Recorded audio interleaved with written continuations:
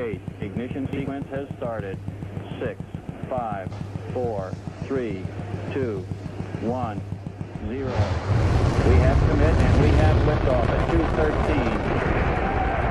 The Saturn V building up to 7.6 million pounds of thrust, and it is clear that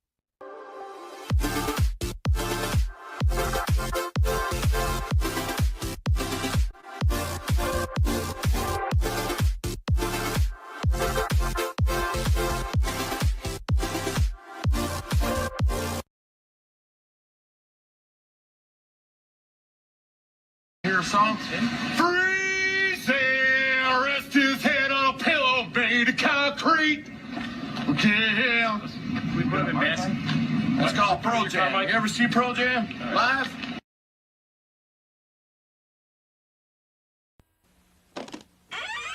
After these messages, we'll be right back. Wake up in the morning, there's a slap around the face. Wake up in the morning, there's a crackle in your face. Wake up in the morning, there's a pop that really says Rice Krispies to you, and you, and you. Pour on the milk and listen to the snap that says it's nice. Pour on the milk and listen to the crackle of that rice. Get up in the morning to the pop that says it's rice. Hear them talking Rice Krispies.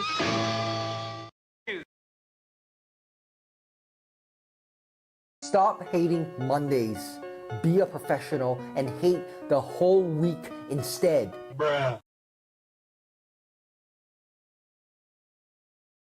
Oh, right! To call you stupid would be an insult to stupid people! Dante, you're a big cat, fat cat, mean cat. Ate all the food that we fed you today. You got fish on your face, big disgrace. Kicking your litter all over the place, singing, we will scratch you.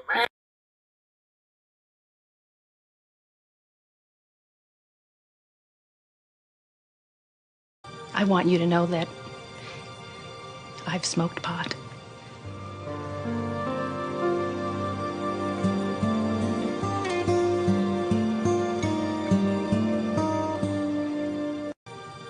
Are these your drugs?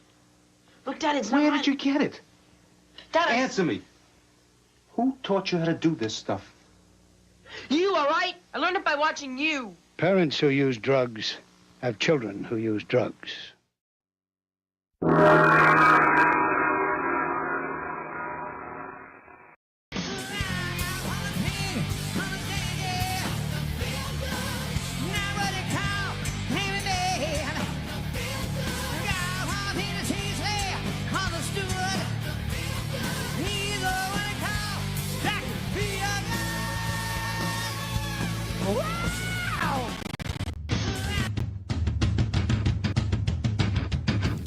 Do you feel that?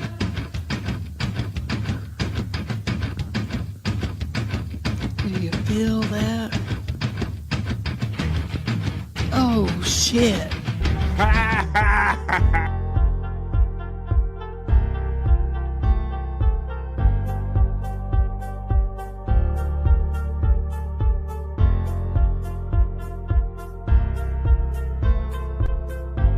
We're doing it.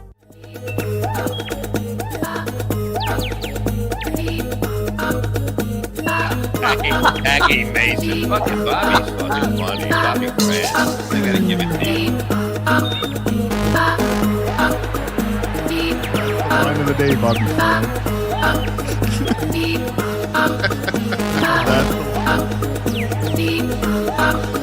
Super creative, super original. There's a show called The Vibe. And you are here, folks. Well, thank you for that great compliment. What's everybody doing in the summertime? That it is, folks. I love to remind myself and you all that it's still summertime. It's not too late to get it in, folks. Summertime. Summertime, July 16th in the big city. Welcome to Wednesday. And welcome to The Vibe. But it's not just any Wednesday around here on The Vibe. Everybody knows that it's a Whack-A-Go Wednesday right here on The Vibe. That's right. It's where I shamelessly shill for my goal of super chats and everybody. So thank you in advance for anybody that can help me with that. This is the vibe, though. This is BF Live, the vibe. We got great chats building up in the chat. We got a chat family bros backstage, and we're going to hang out for the next 3 hours because this is what we do. Yeah, it's Wednesday. Not too hot here. It's a little hot, a little bit, but not like overly hot or overly oppressive. I hope the weather's good and life is good for you. We made it to the middle of the week, folks. We made it this far. It is Wednesday, July 16th, summertime, folks, right here in the middle of July. I hope you guys are ready to hang out for the next 3 hours and have fun. I got the bros backstage. Let's bring him in quick because normally he has to go to lunch right as he's broadcasting this show on the Andrew the Giant channel 96. So let's see if we can catch him before he goes and has lunch. He's my friend. He's yours. He's the Human Sports Ticker. He is Andrew the Giant. Hey guys, how are you? How you doing there, Florida man Andrew, on this Wednesday, my friend? How's it going, buddy? Just sitting here, waiting for dinner. Waiting for lunch. Breakfast. Breakfast. Oh, so you having lunch? You having? Confuzzled. Yeah, you're having confuzzled. Are you having brunch? What are you having? You having brunch? You having brunch? What are you having, buddy? Did any of y'all catch the All-Star game last night? I didn't even get to it, Andrew. Yes, my friend. I watched it. So I had it on in the room, Andrew, is what I did. See, what happened is I play it in the room, and I'm come and go. I'm prepping the show in and out of the room, but I did see it, and we're going to talk about the historical ending and some of the other historical stuff. Some of the first happened, Andrew. Did you see them contesting balls and strikes during the All-Star game yesterday? It turned into a swing-off. It turned into a swing-off, and not the horny wheelchair guy swing-off. Andrew can never wait to get to the punchline, folks. That's right. It ended in a historical way. So not only did they use like some technology that you could actually challenge ball and strike calls, whether it be the pitcher, the catcher, or the hitter. They also did that yesterday. It's kind of an experimental thing that'll probably be eventually in the regular games. But they also had their first, like a hockey shootout. They had a swing off because of the way the game ended, Andrew. Now, let's not give any more away than that, my friend. We'll start talking about that when I make my way over to my news desk and start the Vibe Not So Serious News. But first, let's bring some other bros in. Now, he's the bro you know from the Great White North. He probably just basically fell asleep from a podcast, and he woke up, and he's back on mine. So I'm glad he's here. He's my friend. He's yours. He joins us from the Great White North whenever he can. He's Bobby Nick. The butt cheeks. Everybody. Happy Wednesday and a deep butt cheeks. A deep butt cheeks to you, Bobby Nick. How is it going today, my friend, on this Wednesday? Pretty good. Good. It's not too hot, not too cold. So yep. It's just what is right. July like? A typical July like up in Canada? You're like in the heart of we're in the heart of the summer here, so I imagine it has to be like your core summer. You get like a good 4 weeks from what I can tell from you, Bob. 4-6 weeks if you're lucky of real hot weather. How's that Something work? like that. Yeah, about that. But yeah, I mean, yeah, right now, actually, probably historically, this would be the hottest time. But yeah. Right now, we're in a period that's not so hot, so this is good. Not it's so good. hot, so Season. All right. Well, I know the seasons are a little briefer up there, so I hope that you're enjoying whatever summer you're having up in Canada. Let's check this guy here coming in now. I'm going to bring our last friend in for right now, and then we're going to get started with the chat family check-in, folks. It is Wednesday, so this is your time, whether you're there, if you're lurking and you don't even get a chance to chat much, why don't you just throw one chat in there and let me know that maybe you enjoy the vibe, but you don't always have time to lurk or listen or anything like that, or be into the chat. I want to welcome everybody that's joining us from the Andrew the Giant 96 channel before I bring in our last bro, and then we get the show on the road. He's my friend. He's yours. He is the prop master because he's always pulling out stuff in real time. He is Scott Fitzpatrick. Come on in, Scotty. Ooh. Oh, I'm sorry. I was just admiring my huge wide arms. Oh, you're killing me with the glare, Scott. How you doing? Don't do that. You're like when we used to put Andrew on before we could get Andrew to wear a shirt, man. We would get that bright white glow. We thought we were watching a eclipse or something. How you doing, Scott? I'm doing swell. I'm doing just fine, BF. That's good. I know. Yep, I know that you like to come here for positive vibes every day. I always appreciate you coming here and having fun. We're going to get down to having fun for the next 3 hours. And like I told you right before the show, we talked a little bit, and I said I got a little prize. I'm a little surprised that I want to pull out when we do it. I'm not talking about it in my zipper. Okay. When we do Scott's Hole, I want to do that. We're going to go do like a classic version of Scott's Hole because I have something very special that I want to play and utilize during that segment today. So I just want to have fun, and I'm not a girl, but I still want to have fun. So yeah, I know you probably guys gave no F's about. Well, I think we lost Andrew already. Yeah, what the hell? Wow. Whoa, this is unprecedented. There has been once or twice time. He hasn't made it to the chat family check-in, guys. There he is. There he is. Wow, Andrew, he didn't even make it to lunchtime. They're gonna have to wake him up to give him brunch or whatever he's having. What he's about to have later on, Scott. They have to wake his ass up. Yeah. Oh my God. What I was about to say is that I'm sure before Andrew fell asleep that we were just talking about the All-Star game last night. So we're gonna get into a little sports, as you know we tend to do when we're around Andrew and all. Now Andrew, when you left this show yesterday, you were itching to talk about your saga. Did you talk about your saga on No Filter with Andrew and friends last night? Oh, he wouldn't shut up about it. I'm almost afraid to bring it up, Bobby Nick. I did peek in a little bit on No Filter as I'm doing show prep, and before I went over to hang out with the Bob Levy crew and Jim PCL when we watched the Perry Chronicles last night. I was lurking and hanging out in yours, and I saw no matter what was being said, Andrew was bringing it full circle back to his situation. Yeah, he wouldn't. He couldn't get off it. He was like a broken record. I even told him, "Hey, change the record. This one's skipping." You guys are trying to talk about current events and everything, and Andrew always finds a way to pull it full circle, always back to Andrew. But what else? There we go. There's the record. We're going to change the record now. But what else would you expect from Andrew the Giant from No Filter with Andrew and Friends? That's why it's called No Filter with Andrew. So that's where you air that stuff, right, buddy? I wonder what they're going to do with wrestling theme songs.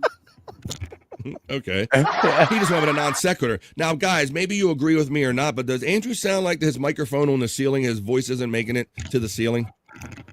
Yeah, I don't know. Sounds a little low today, Andrew. I don't know if you have a mic and it's not working, or if your headphones aren't working, or if it's just the fact that you're looking up in the air and trying to use your ceiling microphone. Maybe that has something to do with the fact that we couldn't hear Andrew too well today. But Andrew's going to be hanging out with us for the next 3 hours if he's not asleep or going out to have some lunch. And when he comes back from lunch, if he doesn't remember, I think he's been remembering, Scott, that he's like, hey, I know the game that BF likes to play on the Vibe now when I come back from lunch. Guess what Andrew had for lunch by looking at the contents of his beard. That's right, but we'll have to see if when Andrew comes back, if we can tell, or if his mouth is all perfectly cleaned and wiped off. We won't know till he gets back. But what do you say, guys? We got great people building up some great chats in the chat right over here on the side where I'm looking. So it's about that time, not only to bring forth the rhythm and the rhyme, but to have fun for the next 3 hours. Throw your chats in, folks. As I put the glasses on, I go over to my elements and I run the element for the opening chat family check-in for BF Live, the Vibe Stream Show 342. It's Wednesday, folks. What are you doing? Are you at home? Are you at work? You wish you were at home? You got a ham sandwich? You got leftovers? Are you in line waiting for food? Whatever you do, and tell me, because we're about to get down to it and go through it. This is the opening chat family check-in. Let's get Wednesday started. Let's go. Talk amongst yourselves.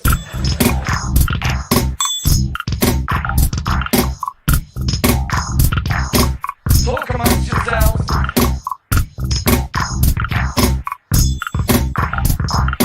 Talk amongst yourselves. This is what we do. It's a party on the Vibe. You talk amongst yourselves. You talk with, we would have talked with Andrew, but he just literally got kidnapped out of the room. I mean, look at that. He's gone, guys. He just gone. They like, he fell asleep. They done kidnapped him and took him to lunch. So we'll play What Did Andrew Have for Lunch when he gets back. But right now, I won't have Andrew here to crack the whip on the horse, but I got my chat family friends here. So it's time, folks, to post them up. It's Wednesday. This is the Vibe Stream Show 342. This is the opening chat family check-in. We're going to have some more friends joining us as the day goes on.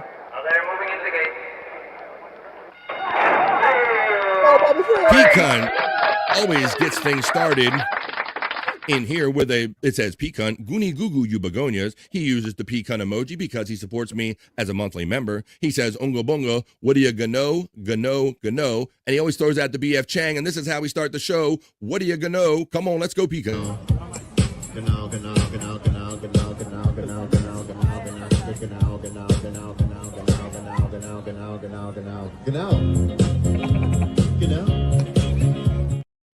P-Cunt checks in next again with a $2 most generous super chat on this Wackago Wednesday. P-Cunt says, oh shit, we're doing it and we're having it to Cal and Falk. Yeah, he goes, let's see, we're doing it. Let me give you this one. We're doing it. And let me give you your Wackago element. Thank you for my $2 for my Wackago Wednesday.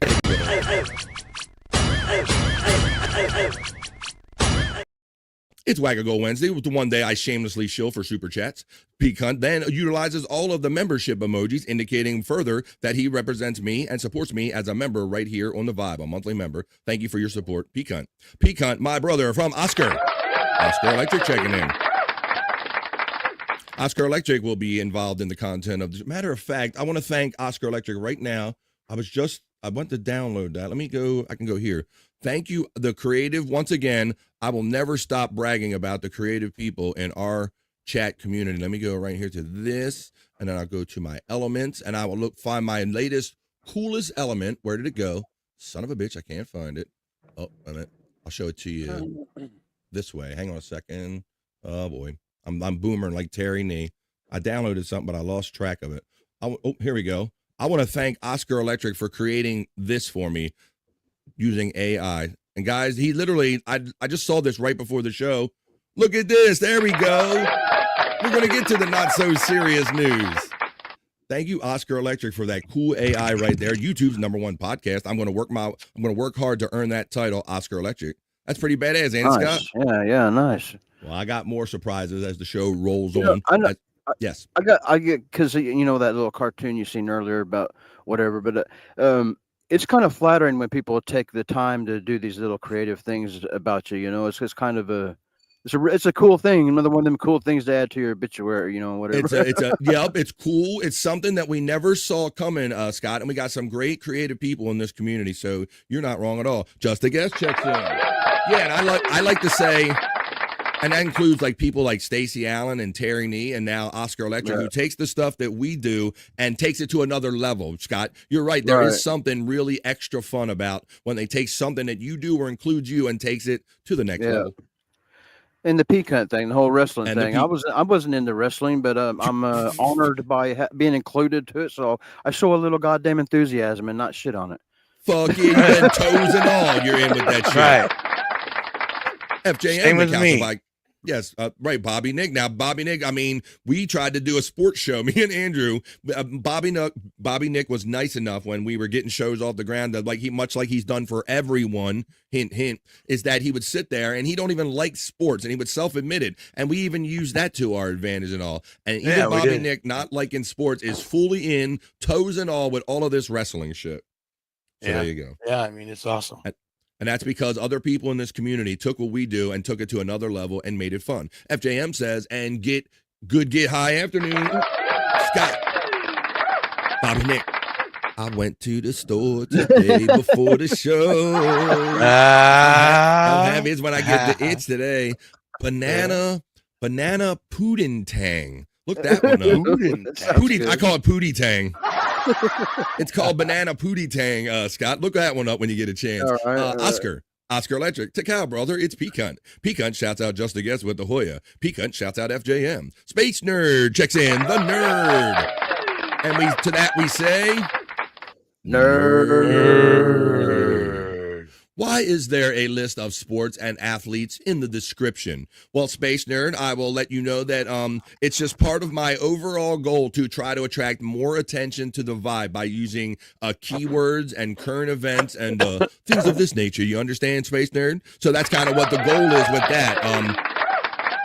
I want to include things that we actually talk about. We're going to talk a little bit about the historic ending, never happened before on the All-Star game last night. Never ended that way before. We're going to talk about how they used like the electronic strike zone for kind of reviews for the first time. And it was a historic ending. So we're going to talk about, it's a current event. Thank you, nerd, for asking that. I come for the juicy man meat and the sexy horoscopes. Well, that's good that you know that. Now, it's been working out that I've been doing one on one day and one on the other, Space Nerd. But let's see how the fun rolls out today. Maybe it will be a day here on the Vibe where I do Juicy Man Meat and the horoscopes. Because she knows, being a member here on the Vibe, that on Mondays, Wednesdays, and Fridays, we like to see what the stars have in mind for us, doing these soulful horoscope readings, or as Chris Popke so aptly renamed it by creating this song. We rock you with your horoscopes on Mondays, Wednesdays, and Fridays. P-Cunt shouts out Nerd with the Hoya. P-Cunt emoji and P-Cunt being shouted out by the Nerd. Nerd gets the call and peace from FJM. FJM, hello from the Nerd. P-Cunt says late and Perry.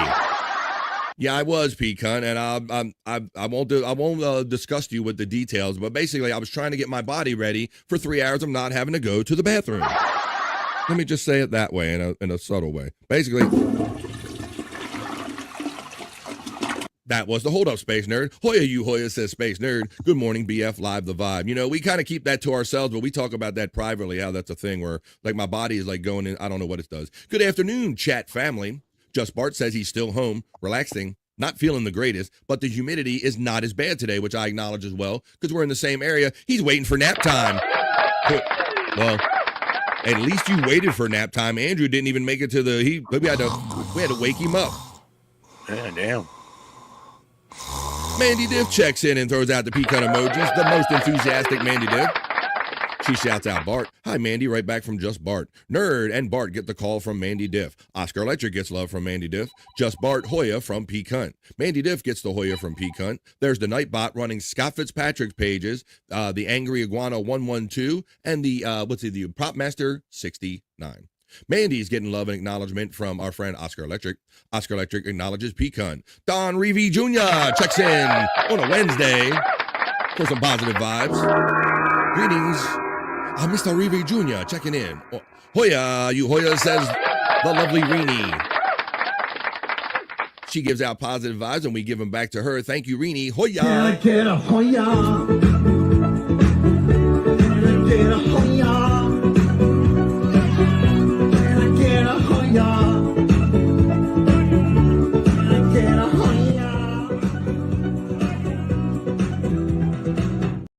Just Bart says, hey, P-Cunt, good afternoon. P-Cunt shouts out Oscar. Oscar Electric, the hardcore champ. Uh-oh, we'll have to get the latest. Well, I guess I'll give it away right now. It's been coming a thing a little bit. You know, Bobby Nick has been watching and having a great time on Bobby Nick, late night with Bobby Nick, with all of these great matches that P-Cunt creates. And I believe that much the same happened last night. So after we do the chat family check-in, but before we get to the news, we're going to have the commissioner stop in. Oh, nice. P-Cunt's going to stop in and we can talk about the latest and greatest matches and we can talk about all the fun people are having, whether they lost or won a belt last night. We'll get into that after the opening chat family check-in with more fun and more people joining. Rainstorm rolling in, may lose my power, says, I'm not going to play the applause on that one there, Rini. I'll simply say that I hope your power stays on long and strong. Rini and Don Reevy Jr. get the acknowledgement from Mandy Diff, and she acknowledges me. Thank you, Mandy Diff. Rini acknowledges Mandy Diff. P-Cunt says, Don Reevy, hello. Need just a guess. I thought I said, hey, P-Cunt. Whoa. Terry Nee. Now, wait a minute. Is this an audio thing, guys? Am I hot or is Terry Nee just being gay with me? I can't tell because hot is a... Hello, Frisco. It's supposed to be an audio term when we're doing podcasting, but with Terry Nee, you never know, Bobby Nick. It's true. It's true. Thank you for my $2 towards my whack-a-go.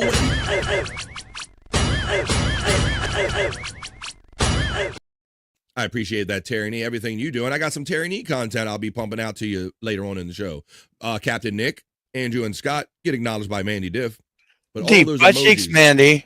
Man, Look at those Much freaking cute. emojis that she throws out there, guys. I We got know. the corn, we got the smoke, we got water. I mean, I don't know. She sits there and she always has them cut and paste. But man, Mandy is all about the emoji game. Peacunt and the Peacunt emoji is being utilized by Rini, who supports me as a monthly member here on the Vibe. Andrew gets shout out love for just a guess. Rini Hoya from our friend Peacunt. Terry Nee gets acknowledged by Mandy Diff as well as just a guest. The Nightbot is running Peacunt's 420 link right there if you want to go see these cool wrestling matches. Dang Lizard checks in. Taking the vibe worldwide. This is BF Live the Vibe, and to that I'm trying to find where. Why do I always do this? QRS Sergeant, son of a bitch. It always moves. I know nothing. Hey, just a guess from our friend Rini. Dang Lizard gets love from Mandy Diff. Terry Nee, HB, it's supposed to be happy birthday, you pimp, from Peacunt. There's Andrew the Giants links running. Rini says Hoya to the Dang Lizard. Just a guess says hey to Rini. There's the Shawnee Zone link running. Terry Nee gets the acknowledgement from Oscar Electric. Dang Lizard Hoya from Peacunt. There's the Nightbot running. Bobby Nix, all of his stuff. And folks, I always tell you the fun is just beginning right here because as many of you know, the regulars know that Wednesday is In the Lounge with Bobby Nick immediately following this show today. What about the Home Run Derby? I think that we touched on a little bit of the Home Run Derby that Cal Riley won that the day before. Maybe you didn't see that, nerd. Was that the day you were tardy? Perhaps it was. Hoyarini says Space Nerd as we're making our way to the halfway through the opening chat family check-in.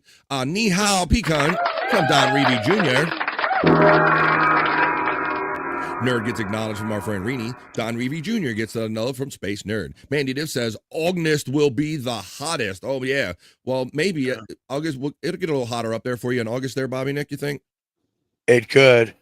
That sun kind of peaks up there real quick, Mandy, and then it just kind of goes away from him. Like, no, as soon as it gets up there and peaks, it starts going away. His summer, like, it comes and goes real quick from what I remember. Don Reevy Jr. gets acknowledged by Rini. Peacunt says, Scott. Been a minute. Scott Fitzpatrick bringing the Great White North Call. Perfect Canadian avocado growing season, says Terry Nee. Still taunting you. Almost a year since we've talked about avocados, Bobby Nick. Still taunting you. Yeah, right. Yeah. And Bobby Nick is still out there looking every day, seeing if Terry Nee or anybody's threatening to send something to him. He's always on the watch. You ain't just going to send any avocados to Bobby Nick. As the guacamole flies on a cold and gray Alberta morning, the mailman just brought Bobby something avocado. And Bobby Nick cries. Or if you're Wendy Pack, you would say Applecados. There are my membership links. If you choose to support me with a monthly membership, I would appreciate it. It's cold in Minnesota. Cold like Minnesota. Cold like Minnesota. I love whenever Frankie McDonald stops by. Shout out Frankie at midday. I don't know if you're doing as much with Gino anymore, but Frankie McDonald would always be welcome here to do like a weather report, whether it be daily or weekly, whatever you want to do. But it's cold like Minnesota, just a guess says. Happy Wednesday to myself, Bobby Nick, Andrew, and this guy. Scott! From the lovely Rini. Don Reevy Jr. says, Miss Nerd, hello. Scott, you're getting a shout out love from our friend Peacunt. Commish, see you in a bit. Wavy G, our brother, checks in and says, is that the Macho Man, Randy Callahan? Oh, yeah, 3 SAG vouchers, boy. Yeah. Oh, yeah. Slam it to a Slim Jim, Wavy G. Welcome to the Vibe. While Bill gives the other services love, like Facebook, where you watch the show as well. Wavy G Hoya from our friend Peacunt. Wavy G says, Andrew, wake up. Grab a brush, your pill, and make up. He's not back yet. While Bill is giving Facebook some love over there, I appreciate that. Gotta go, guys, says our friend Rini. Well, I mean, I hope that meant physically and not...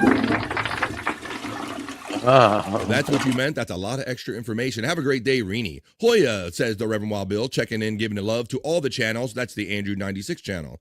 98 degrees expected today in the Pacific Northwest. You know it's getting warm and we're getting into the depths of the summer when the most western parts of the lower 48 are getting that kind of heat out there in the far west.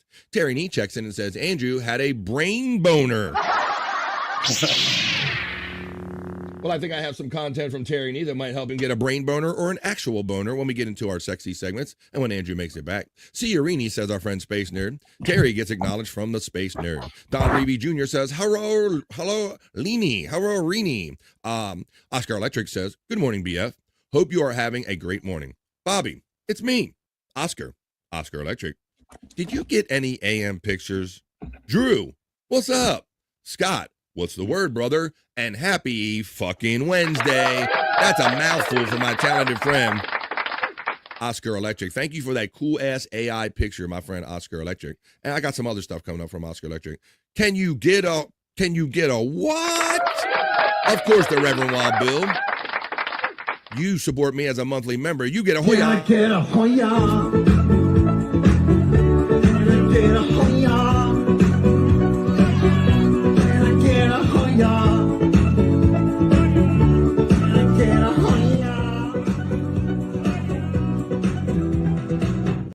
The nerd call is extended from our friend Terry Nee. Hey, Reverend Wild Bill from Just a Guest. Hoya Oscar from Space Nerd. And Goody Gno from the Reverend Wild Bill from the Nerd. Just a Guest, hey, from the Reverend Wild Bill. Eva Hefanya. Eva Herfanya checking in from the Andrew the Giant 96 channel saying hi. Well, Eva, potato. Andrew's not here yet. He's currently having lunch or something like that. Widow Killer checks in, my friend, and says, BF, not sure if you can play this on YouTube, but I posted a video from the Stern Show about the actors that played the Kents in the new Superman movie, listening to tapes of Richard Christie's parents. That's interesting, Widow. That's the interesting Widow Killer. We have to see if we can get to that. I appreciate people like Widow Killer that are so enthusiastic. They're like, hey, BF, here's something you can do and have fun with all of us on the vibe. So let me go over here to Discord, and I'll go to Richard Christie's always been my favorite. My favorite. That's right. I see I got some messages that I haven't gotten to from some people checking in. Whoa, I see. Wow. I don't go in my Discord much for those of you people that, so if you don't see me react right away, it's not that me being rude or putting you unread or something. I just don't go there a lot. Let's see. All right. I hope you have a good day. Off of Howard Stern, Richard Christie really has always been one of my favorites on there. Oh, absolutely, Scott. And I was definitely rooting for him. Like I almost like Sal and Richard almost equally as much, but I really like Richard because he had that metal background and he seemed like just the more like organically funny guy. He didn't really always know why he was funny. And I feel like me and him have the same kind of gross out humor and stuff like that. And that's kind of where I draw some of my things from, I think, is from Richard Christie. I love that. The title of this that Widow Killer sent me saying Richard Christie's parents were inspiration for Ma and Pa Kent. Yeah, Richard, he just landed here in the field and we just kind of raised him. We didn't know where he came from. We never had sex or anything. Well, there you go. You guys are pumping so much content my way. I can't even get to you so quickly. So if I've left anything unread on Discord, it's just because I'm not over here a whole lot. Thank you, Widow Killer. And thank you, Written Off, for checking in, saying, good afternoon, friends. BF Live, Andrew, Bobby Nick, and Scott checking in. There you go, getting all the love right there. Thank you. Scott! The Reverend Wild Bill, Hoya from Pecan. The Reverend Wild Bill says, Space Nerd, Hoya, and Gano. Pecan shouts out Written Off with a Hoya. Written Off shouts out Pecan. Space Nerd says, bye. Wait, we leaving. What do you... What do we do? Reverend Wild Bill, Written Off from Mandy Diff, Pecan and Hoya and the Pecan emojis being utilized by the Reverend Wild Bill. Wavy G checks in and says, ooh, Andrew's nurse is hot. Now, I'll touch on this because I told you I was tuning in just before I watched the Perry Chronicles on the Levyverse last night, and I saw what it looked to be an attractive woman standing over Andrew's shoulder, guys. How did that go down? Yeah.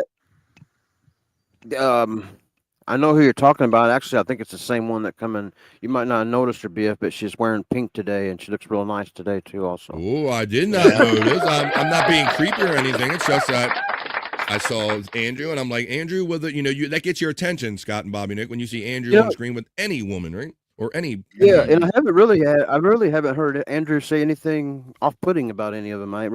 Or inappropriate. I haven't really heard him say much about him myself. I was going to comment, but before I went over to the Levyverse, I was going to say something about don't be bringing up anything about how much you did or did not score in high school. Yeah. don't do it. Space Nerd is throwing out the hits. Don checking in again. How you doing, Don? Andrew, don't grab her ass. That's a more you know from our friend Don. Yeah, man. We want Andrew to keep this home a little, stay around here a little longer, Scott, right? Hello, Right, Frisco. yeah. Oh, I was supposed to be a more you know. I wasn't supposed to be a hello, Frisco. Yeah, so what'd he say? Don't. I got something loading up. Oh. Andrew, don't grab her ass. And I got it. And if you have, and when your friend Darren comes in, our friend Darren comes in, here's another bit of advice I have for Andrew. Or don't do this. Chicken twist it. No, don't do that. This is an MMA fight, dude. You twist that dick. No, Andrew, don't twist it. Twist his dick. No.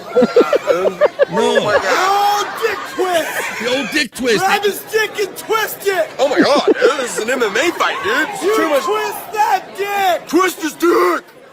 Twist his dick. Oh my God. Oh, dick twist. Andrew, do not do the old dick twist, okay? Oh, wait a minute. Andrew, there he is. I told you, don't. Oh, it's time. I think it's time, folks. Andrew's back. It's time to play our favorite game within a show. What did Andrew have for lunch? This is where I put Andrew on a one shot, and we guess what Andrew ate for lunch by looking at the contents of his face. He's still chewing, Scott.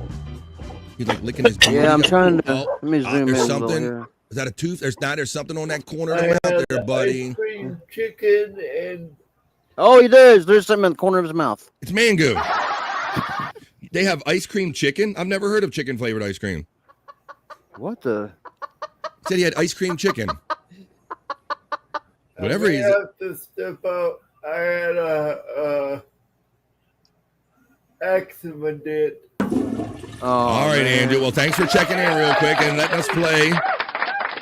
He had ice cream chicken or ice cream and chicken, maybe. But, Andrew, I'll put you backstage, buddy. I'll let you call for what you have to call for. And can you, well, you're going to do that right now before we do news and sports? I'm still here. I got to walk inside. I'm going to turn my camera off. All right, buddy. I'm talking. Right.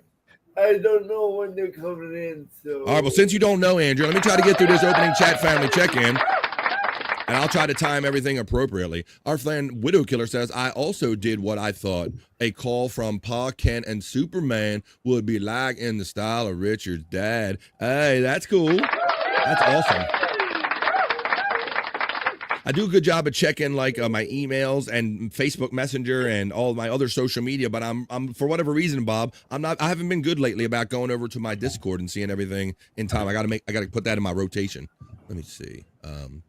Mandy Diff gets the Hoya from the Reverend Wild Bill. Reverend Wild Bill says written off Hoya. Wavy G gets love from the Reverend Wild Bill, as well as Widow Killer. Don gets love from the Space Nerd. Smoke it up, Scott. We're gonna do that. We're gonna have fun with Scott's Hole today. I love playing with Scott's Hole. And we're gonna do it like a classic edition. We're gonna like take you back. We're gonna rewind it a little bit, and I'm gonna have fun mixing some new stuff in with that when we get on with the show. Wavy G says, I hope Andrew is getting a sponge bath. Wavy G says, Wild Bill Hoya. Lonnie McHenry checks in and says, what's up from the Andrew the Giant 96 channel. Want to say hello to Lonnie? Oh, well, I don't know what the sucking the finger is, Lonnie, but there you go. There's Andrew saying hello to my friend Lonnie, checking in from Andrew the Giant 96. And Mr. Terry Nee, happy birthday from the Reverend Wild Bill. How could I overlook Terry Nee's birthday? I remember when I'm like, it's Terry's birthday today. I have to acknowledge it. So happy birthday, Terry Nee. Happy birthday to you. Happy birthday to you. Happy birthday, Terry. Happy birthday to you.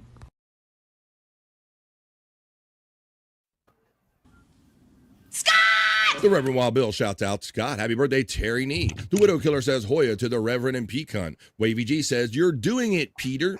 Pecan checks in with a most generous one BF Live the Vibe gifted membership. Maybe I got a couple sounds I can play for you right here. I can play this one in my member sound.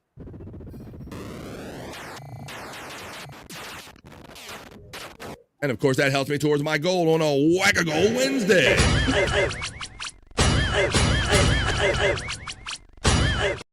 Thanks, everybody. Oh, hey, nerds, said our friend Don checking in. And to that, I say, where my O's go? Every time I add a sound, it shifts all my sounds around, folks. Wow. Oh, man, my O's are really going away. H-O-P. Whoa, here you go. Whoa. Oh, hey, guys. How you doing? Thank you, Don, for checking in. The Reverend Wild Bill checks in with the most generous $2 super chat, and he says, for the Wi-Fi, I've been pretty good today, right, Bobby Nick? Yeah. Yeah, Not too shabby. Not too shabby. Well, first you know, of all, BF, it's so weird. The last couple of days, every show that I'm on, except for yours, I got a low signal, but really, it doesn't seem to be causing any problems. I don't know. Yeah, I'm wondering if the mix, and there's no rhyme or reason to it, Bobby Nick, but I'm glad we're strong. But I was having signal difficulties yesterday. Once again, I'll keep repeating the same refrain. Going back, thank you, Reverend Wild Bill. First of all, let me acknowledge you, and then I'm going to acknowledge something else. Thank you, Reverend Wild Bill, for my $2 toward my Whack-A-Goal Wednesday.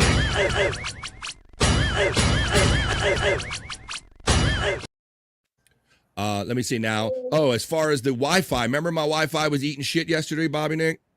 Yeah. And we had some pauses. Well, I have something, you know who this is going to be. The talented Chris Popke gave me a little something that I can play even when my kind of signal has an issue, guys. Signals underwater, Bobby from Roboto.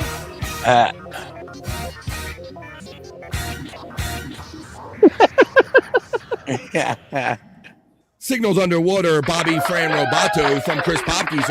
So you'll be hearing that if it comes through next time my signal goes.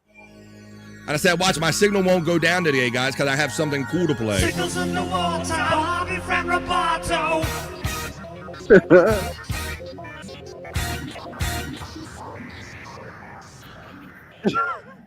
Thank you, Poppy, for contributing to this fun on the vibe. Don Hoyer from our friend Pecan checking in. Don Hoyer from the Reverend Wild Bill. Mandy Diff says, Don, Chunk Squad. When I seen Chunk checking, where Matt checks in and says, bones up. BF and the Midday Freaks, he coined it. Smoke him if you got him. I know he likes to say to Bobby Nick. Bobby Nick, there you go. The prop master, you're getting the bones up. You're getting the double bones up. Bobby Nick, there you are. Smoke him if you got him from your friend Matt. Deep butt cheeks. Mandy Div acknowledges Matt with all her fish hooks and emojis and things of this nature. You understand? Let me go back because it first jump on me on the chat. I didn't mean to literally jump on me. Oh, I see people talking about the weed. Here we go. Matt, there's the SIGs up. Matt Takao from the Reverend Wild Bill. The Nightbot's running my membership thing. It did it again.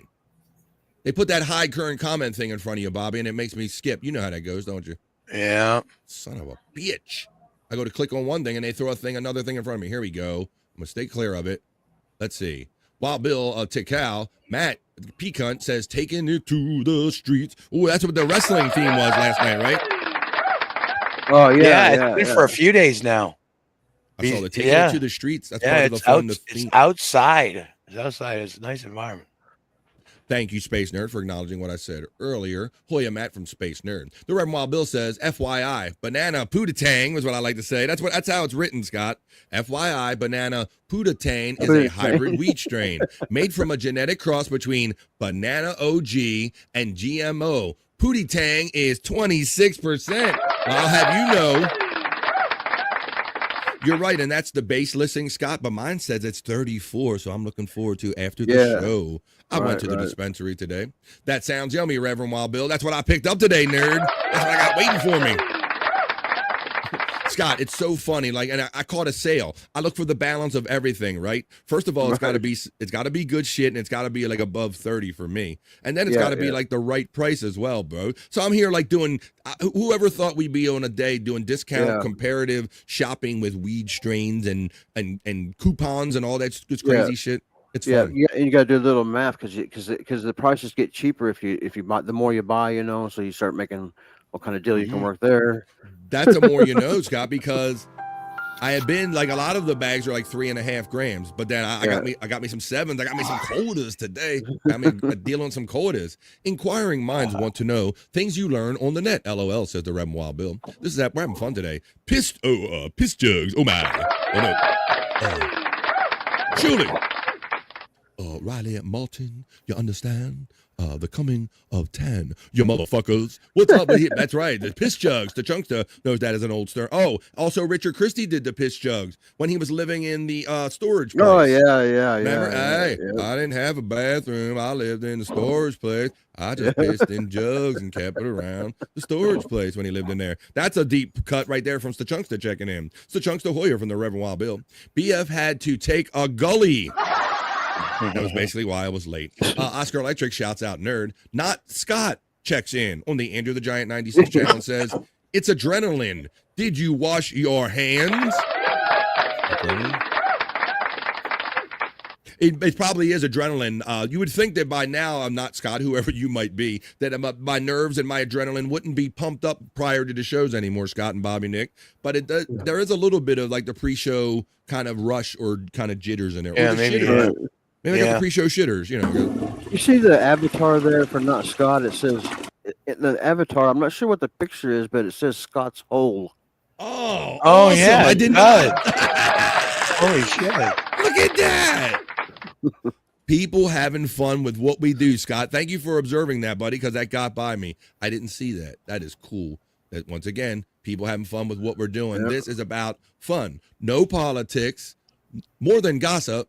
It's an actual show. This is the vibe that you're watching right now. We're doing the opening chat family check-in. We haven't even gotten to the not-so-serious news and the other fun. Hoya, says our friend Sachunksta. FTG says the Reverend Wild Bill. Sachunksta Hoya from Peak Hunt. There's the Nightbot running Peak Hunt's link. Matt shouts out Space Nerd with the Hoya. Reverend Wild Bill says, fascinating, Tom Gully. Hola, players. That means hello, all you players. Come Gimme Bezos checks in. Bill gets the Hoya from Oscar Electric, as well as Matt. Reverend Wild Bill says, gimme Bezos, aho. The star start, says Oscar Electric. Star, LOL. Oscar Electric to Cal from the Reverend Wild Bill. Bobby Nick missed his calling as a wrestling announcer. Yeah, I tell you, it's with enthusiasm. It's not like he's just trying to come up with his best call. He can't believe the things he's seeing, and that's how it comes out of him. Rini Hoya from the Reverend Wild Bill. Oscar Electric says, hardcore champ, Peak Hunt, you rock. Peak Hunt says, gimme Bezos, hola. Oscar Electric, no, you rock, brother, from Peak Hunt. Mandy Diff says, no cut and paste, says our friend Mandy Diff. Hey, Mandy Diff from Just a Guest. Mandy Diff says, I punch the emojis randomly. Okay, they make me happy. You make me happy. When I see you using my Slurpee emojis, I'm like, there's somebody that gets what I'm putting down. That BF Live the Vibe is refreshing. It's different. Bull Dude Stephen Bull checks in because nobody does it like the Bull. BF, you are one sexy Darth. Oh my. Yummy, yummy. But really, I love you, man. Big hugs, BF. Full homo. I resemble that remark, Stephen Bull. Thank you for your continued enthusiasm. Let's go. Hoya said the Reverend Wild Bill. And then the nerd checks in with a $2 most generous super chat for my goal of my modest goal of $999.99 on a Whack-A-Goal Wednesday.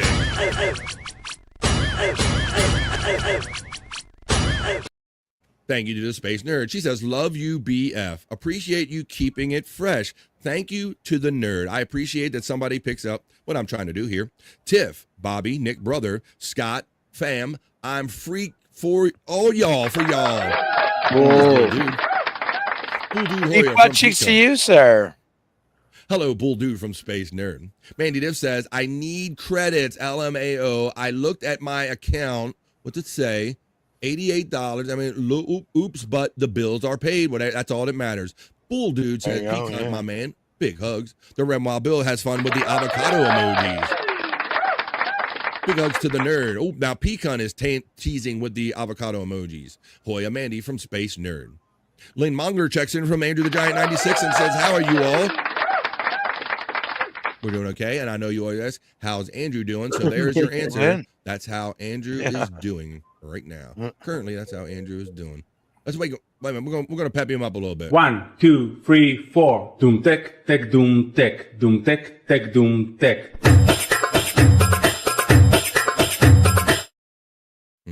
Guess it didn't work. Okay, we'll check back in with Andrew later as we continue on with the chat family check-in. You guys are so great and enthusiastic, man. Let's keep having fun and reading what everybody's up to today. The Reverend Wild Bill says, Bobby Nick emojis. Bobby Nick, the Avocado King, and salute. Oh, and there it goes. Deep butt cheeks to you. There we go. Everybody's getting the deep butt cheeks today. You guys are awesome. Bull Dude says, all this love is Bobby Nick's fault. Yeah, man, you fucking playing Canada, says the Reverend Wild Bill. Scott doxed my heart. Oh, Blush says, Bull Dude. Aww. Yeah. Scott doxed my heart. Hello, Frisco. I gotta pee off the steward. Hey, y'all, from Lynn Monger checking in. Hey, Lynn, thanks for coming over to my channel, BF Live The Vibe, and giving me some love. If anyone's joining us for the first time and you haven't made your way over to my channel, BF Live The Vibe, I'd appreciate a free like, share, and subscribe. It helps us all out. Okay, I got to go to bed now. I'm joining you, Andy. We'll go take a nap together. Lynn Monger, HIGH from the Red Wild Bill. Shula had Thanksgiving at the Christie's. Shuli did. Yeah, not Don. Right, Shula. I remember that, guys. Remember when Shuli kind of went there, and that's how we really first saw him, all the chickens walking around, like, and everything we had imagined it kind of was, right? Yeah. You see, they still had his bedroom, I think, if it's looked like a high schooler's bedroom.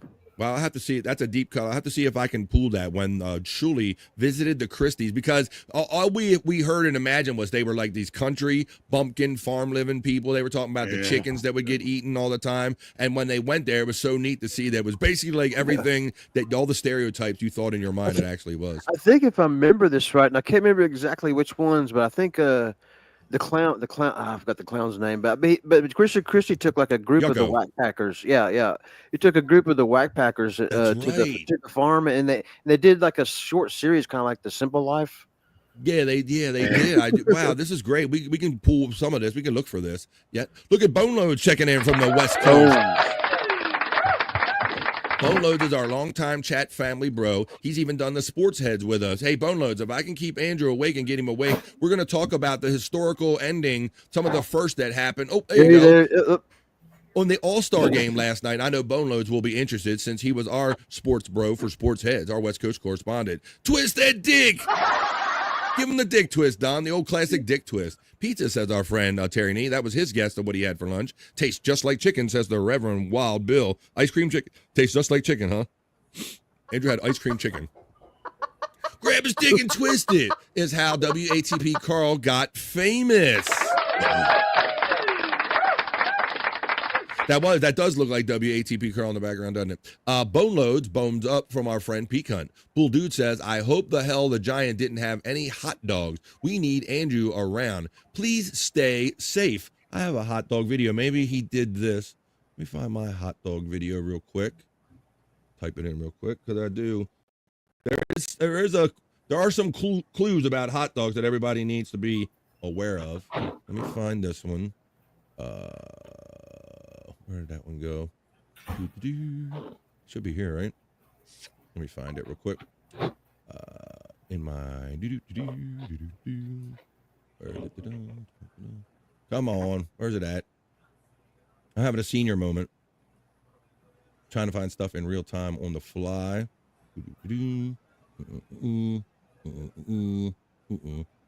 Oh, all the time has passed. I'm thinking nothing to say. That's okay. I hope the hell the Giant didn't have the hot dogs. I was looking for it. Andrew made squash and peas. There's all of our bots running. Puff, puff, pass, says the Reverend Wild Bill. But I'm going to wait till we get to Scott's hole. Oh, Lynn Munger says, Hoya. Signals underwater a little bit, BF. Thank you. Oh, but yeah, I know I got to break it out, right? PQR. It's time for...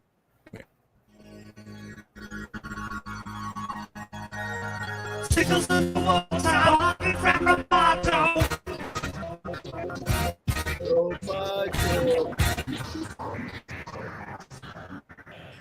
Roboto, Bobby Van. Look at Andrew. Chris Pop gave me that for me for this moment. Signals underwater, walking from Roboto. Yay!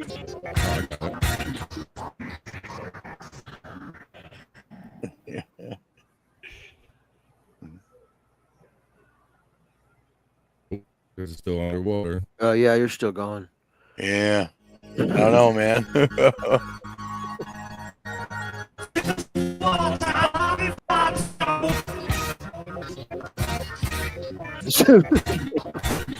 Oh, shit.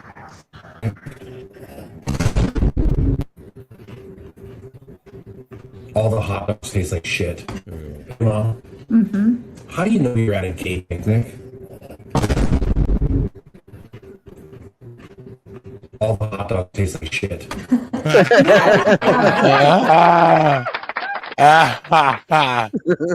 Heard that one.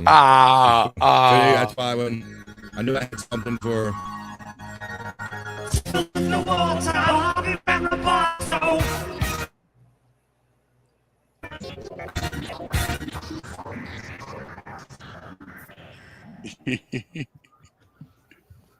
Damn, I think this is the worst it's been in a while. Not Scott says, I invented Scott's hole. We're gonna do it. We're gonna get into that a little bit later. Down in Scott's hole. I'm ready to do that. And many, many more. Let's continue. King of all diff checks in with the Hoya. Yep, good today. Yesterday was Clifton and Nick's night last night. I think it's my StreamYard. How about that?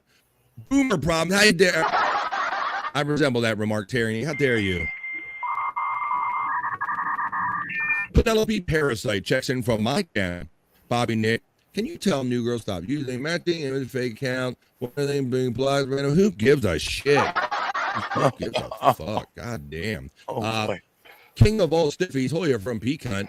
I detected a stutter. Was that me? Could have been me.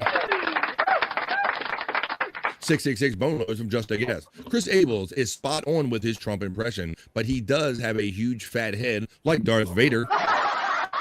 Mandy Diff gets love from our friend Matt checking in as I power through. Matt, bull dude from Mandy Diff. I'm bottling my batch of pineapple kombucha right now. Sorry if anyone said hi and I didn't respond to our friend Matt. He's bottling kombucha. That sounds yummy, Matt, talking about your kombucha. There's Mandy Div realizing and acknowledging that BF Live the Vibe is different and refreshing when my signal is better. Oh, see? Signals in the water, Bobby from Roboto. Yeah.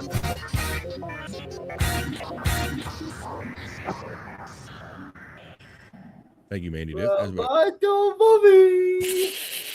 I found something to get to Andrew's attention. Scuffed with Shane checks in. A new friend on the regular checks in on the vibe as we are near the very bottom. Jane Doe says, out on the boat, such beautiful weather, but had to say hi to my favorite people, Bobby, Scott, and the Vibe Master from Jane Doe checking in. Jane Doe. Hey, butt cheeks, Jane Doe. I'm so flattered that when you're even on a boat and you're like, man, I'm on a boat, but I know what time of day it is, and I'm going to check in with these guys. That is awesome that you make us part of your fun day. Right. Thank you for that. Andrew is gaining weight, says Terry Nee. That's because he's eating on the regular there, Terry Nee. Look at him. Look at that guy. All the scabs have healed up on his face. I've just. And Cyrax says he looks weird. Signals in the water, Bobby from Roboto.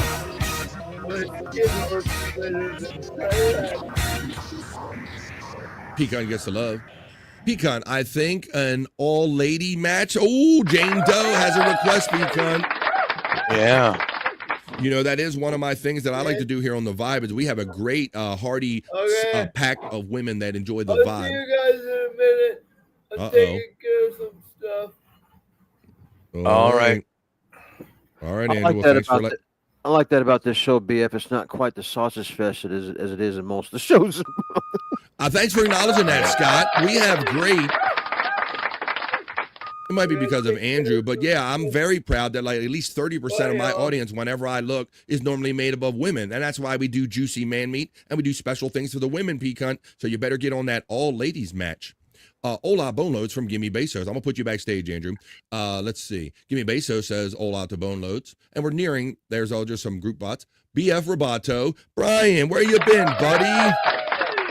Hey, Brian. Slaughter. Holy shit. Yeah, ain't that something? Even you guys are acknowledging this. This guy's always out there working hard, and he supports me. He's out there sharing my stuff on Facebook and putting likes and stuff on that. And Brian, we think about you every day, Mondays, Wednesdays, and Fridays especially, when we do these soulful horoscope readings or rock you like a horoscope. Since you're a Cancer, just like our friend Scott Fitzpatrick here, we always include you. We always think about our friend Brian Carter checking in. I do not know how Scott did it, but he kicked a worm off of his own head. That's amazing. That's some dexterity. Brian Clauder, Hoya from Peak Hunt. Chaotic checks in on the vibe on a Wednesday and says, Hoya, everybody. Just checking in. Can't chat currently. Crashing while driving. Yeah, we don't want that, bro. Put us in your ear hole. Play us through your Bluetooth. We don't need you. That's just that quick thing will let us know that we don't need anybody having any issues here. Oh, chaotic. Terry Nee checks in from the Andrew the Giant 96 channel, giving that some love over there. We appreciate everybody going to all the channels and giving those likes. We know you like us, but let all these algorithms know that you like us. Giving Jane a big hug, says our friend Bull Dude. Pecan shouts out Chaotic with a Hoya. Big hugs to Brian Brother from the Bull Dude. He's giving the devil horns and the love right back to everybody. Love to all. Terry Nee says, women, ew, boobs and bits. And with that, guys, we finally end the opening chat family check-in. What do you say we get on with more fun with the Talk amongst yourselves.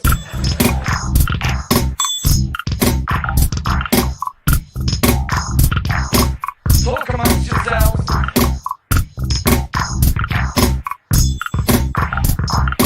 Talk amongst yourselves. It's the middle of the day. It's the middle of the week. But it's just the beginning of the fun we're going to have here in the middle of the week. We're not waiting for the end of the workday to have fun. This is the middle of the day. It's Wednesday. This is the Never vibe. forget, the weekend will always last longer if you start drinking on Wednesday.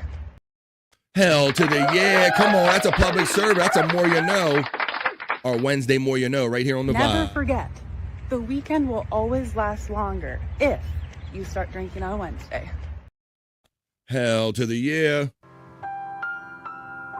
That's the more you know. Whether you drink or smoke, whatever you do, just do it safely and keep hanging out with us with the vibe right here. Love to all. We got that. All right, guys. Well, who's Andrew? Now he's backstage. I do want to talk to him about some sports and stuff. First of all, I'll do a quick beginning sports story. This is something that I covered on my very rare morning edition of BF Live the Vibe that I did last week, guys. But I don't think I brought it here and talked about it. So while we're kind of waiting for Andrew, I'm going to kind of fill in a hole by talking about a story I never got to talk with you guys about. And did you guys see that they came out with Barbie's first doll with type 1 diabetes, Scott? You see this? No, I don't know. I did see this. Did you see this, Bobby Nick? Right. You might have actually, that might have been the rare early morning that you woke up and actually saw me doing like a pop-up, a BF Live the Vibe. Oh, weekend bake. right. Yes. Yeah. I like how you have to hear the message so much so you don't forget.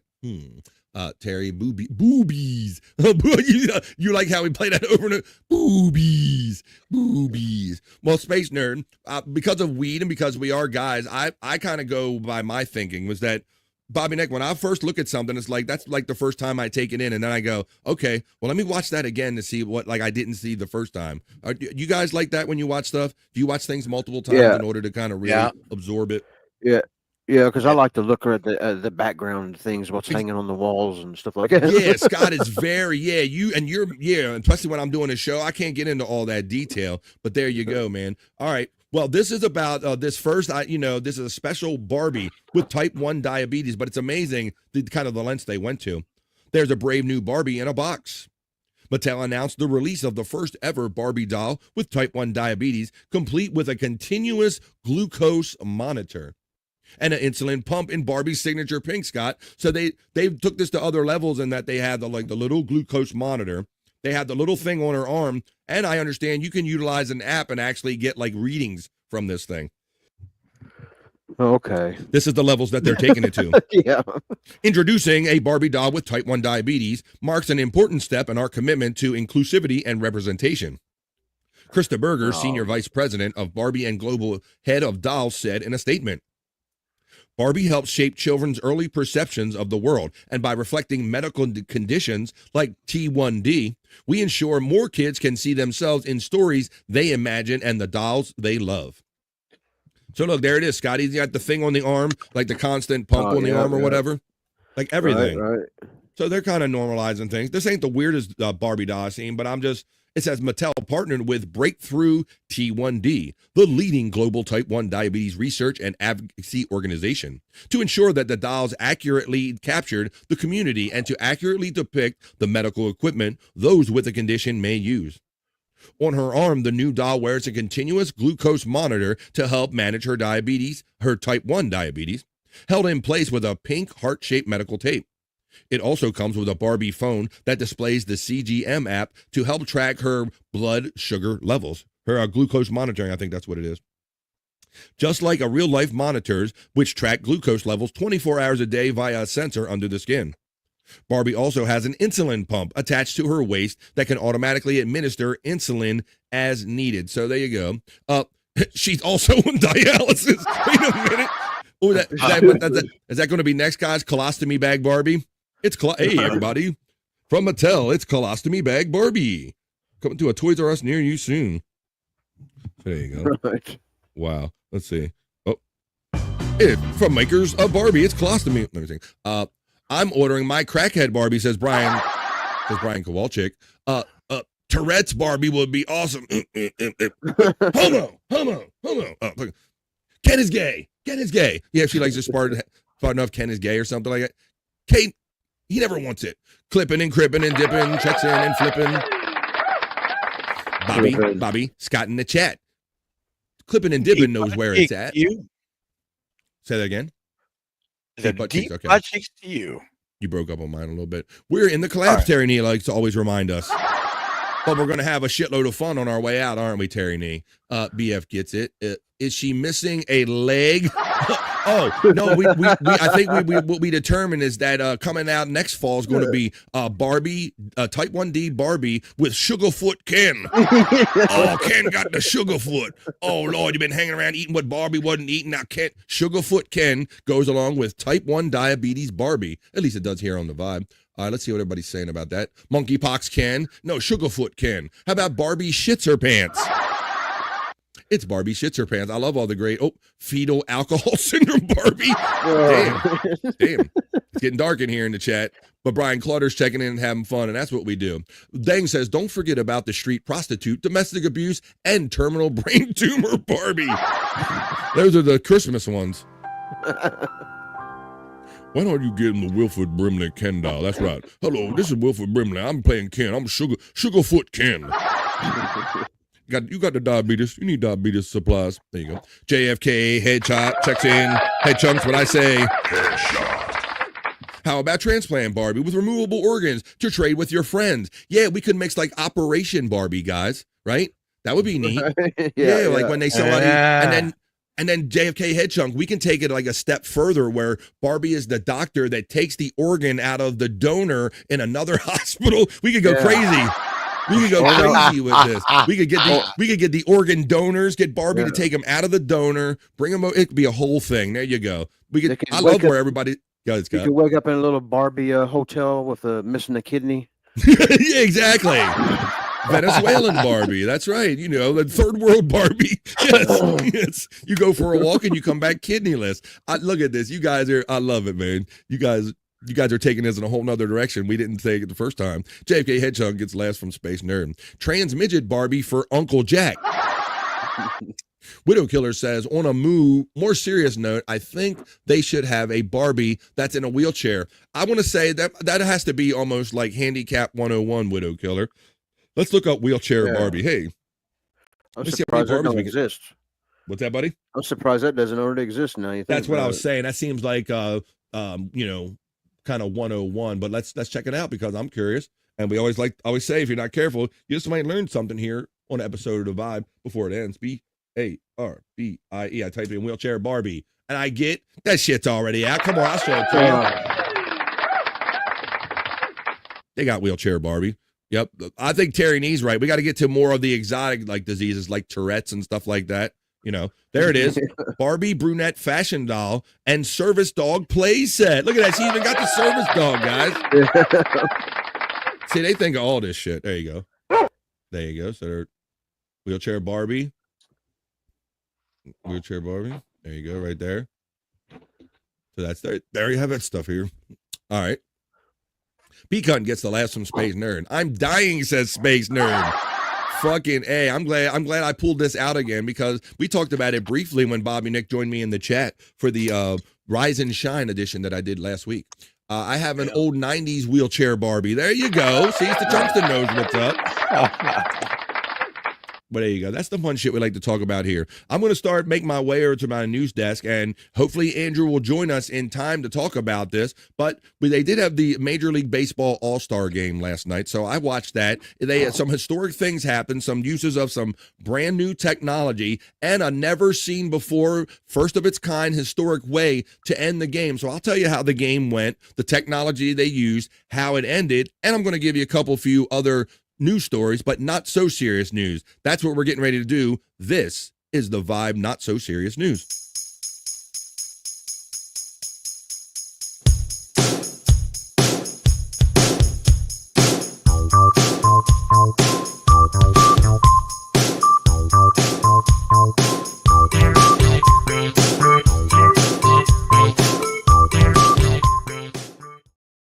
All right, I'm glad he checked in so I can keep everything straight. He fell below the line, for we have a backstage line here, folks, and all my people and my elements are up top. And then when there's too many, some things fall in line number 2. But this guy's not line number 2. He's number 1 to me. He's the number 1 wrestling guy. Some people call him the commissioner of this funny wrestling league that we have here in this community. So I'm going to bring the commission now. You know him. He's the commission. He is P-Cunt. What's up? Goody goo. Goony goo goo, P-Cunt on a Wednesday, buddy. How you doing? I'm glad that you always put in, it's Bobby Cronkite time, and this is the news. Because you fell below the backstage line, buddy, and I barely saw the top of you. How you doing on a Wednesday? Not too bad. Just chilling. All right. Well, for those of you who are kind of new first-timers on the show, this is our friend P-Cunt. The reason he's called commissioner is because he takes all of the literal people, Bobby Nick, myself, himself, Scott, Terry Nee, and so many of you in the chat family, and creates these fun wrestling matches using kind of the WWE game creator. And so if you want to watch these and have fun and see people like Wendy Pack, where else are you going to see Wendy Pack from the Howard Stern Show wrestle? Or in a wrestling singlet, you can see her in the singlet by being a member here on the Vibe. But if you want to see her wrestle people like Juggalette Jen and Bobby Nick and all that, you got to go to P-Cunt 420. So, like I said, I'm always prepping the show, and I saw some matches going down last night. What did you tell us the matches that Bobby Nick featured on his channel last night? P-Cunt. Well, there was a couple matches. There was one that was kind of like a surprise until everybody saw it. It was one that had it was Bobby and Scott Fitzpatrick versus Granny and 2K. Well, I think I caught the end of that one. Because Scott was there reluctantly watching, and then I think he had to be told, I was watching the end, that he won, right? I'll give that one away. Scott, you're killing me with those big pasty white arms. Oh, my God, they're big, but they're pasty white. I don't know what's better or worse to have. Would you rather have an arm and be white or just not have an arm at all? I don't know, but I digress. Let's see. Dang Lizard asks, find out what happened to Ken with Big Dick Trans Barbie. Ken, it puts the lotion on. Ken, I'm going to peg you, Ken. It's the new thing. I'm modern Barbie. COVID Barbie. She can't leave the dream house. There you go. She needs her code. There you go. P-Cunt, the commish gets acknowledged from our friend Space Nerd checking in. There is P-Cunt using the I talked about WWE Wendy in a wrestling singlet emoji. You can only enjoy that and have fun with that in the chat if you're a member right here on the Vibe for as little as $4.99 a month. P-Cunt, fire from Oscar Electric. That damn bottom row, Matt says. He knows about it because people fall below it. And you don't even know that people are on the show, and Bobby Nick knows the struggle. I don't know why they changed it like that. This is stupid. You can barely bring people in now. Yeah, they can always do better on this screen right here. So Chunkster says, P-Cunt collects used washer fluid. Saving the environment. I don't know nothing wrong with that. Casket match was good, said Scuffed with Shane. Oh, my God. I did see a little bit of that. Oh, my God. So I was watching in while I was prepping this show last night. I saw Bobby Nick calling it, and he's going, Jen, she can put her fat ass in the casket. Every other word he's calling her fat ass. And then they were implying that, and I thought this might be a thing, P-Cunt, that maybe Jen was too mucho grande to let the casket close. It's almost not fair when you have a big person that doesn't fit and a real skinny person, and you don't have to do that extra pushing on the box there. So I noticed he was having a hard time, Scott, keeping Jen in that casket. Yeah. I also noticed that people were having a lot of fun at Jen's expense, saying don't mute Jen anymore. And then Rev Fug Lee came in and says, I got deeper pockets. Fuck Jen. It was crazy. That's the crazy fucking silly fun that they have on the night side of things. We're just kind of doing it on the day side right now. Let's see. Sean Riggle says, taking it to the no more need for matches. No more need for hiding. Sean Riggle checks in and fuck you with your Orange Cassidy shit. Hey, Pecan from Lynn Monger. Pecan gets the shout out love to Sean Riggle with a ha. Matt says, I can't see Riggle. I think he has blocked me. Perhaps, but let's all say hello to Sean. Let's see. Matt then goes on to say, ha. Scuff with Shane is laughing. Lynn Monger gets acknowledged from Pecan. Sean Riggle says, Matt, fool me once, shame on you. Fool me twice, we won't get fooled again. Jugglehead Jen makes the show 100, says clipping and dipping. Dang Lizard says, Proud Boy Quad Barbie comes, 100%. Proud Boy Quad Barbie comes with 2 voice messages, 100% and surely knew. That fucking guy, yeah. He thought he knew some shit about us too. He don't know shit. Riggle Ha from Matt. Matt says, Riggle, what a fool, really?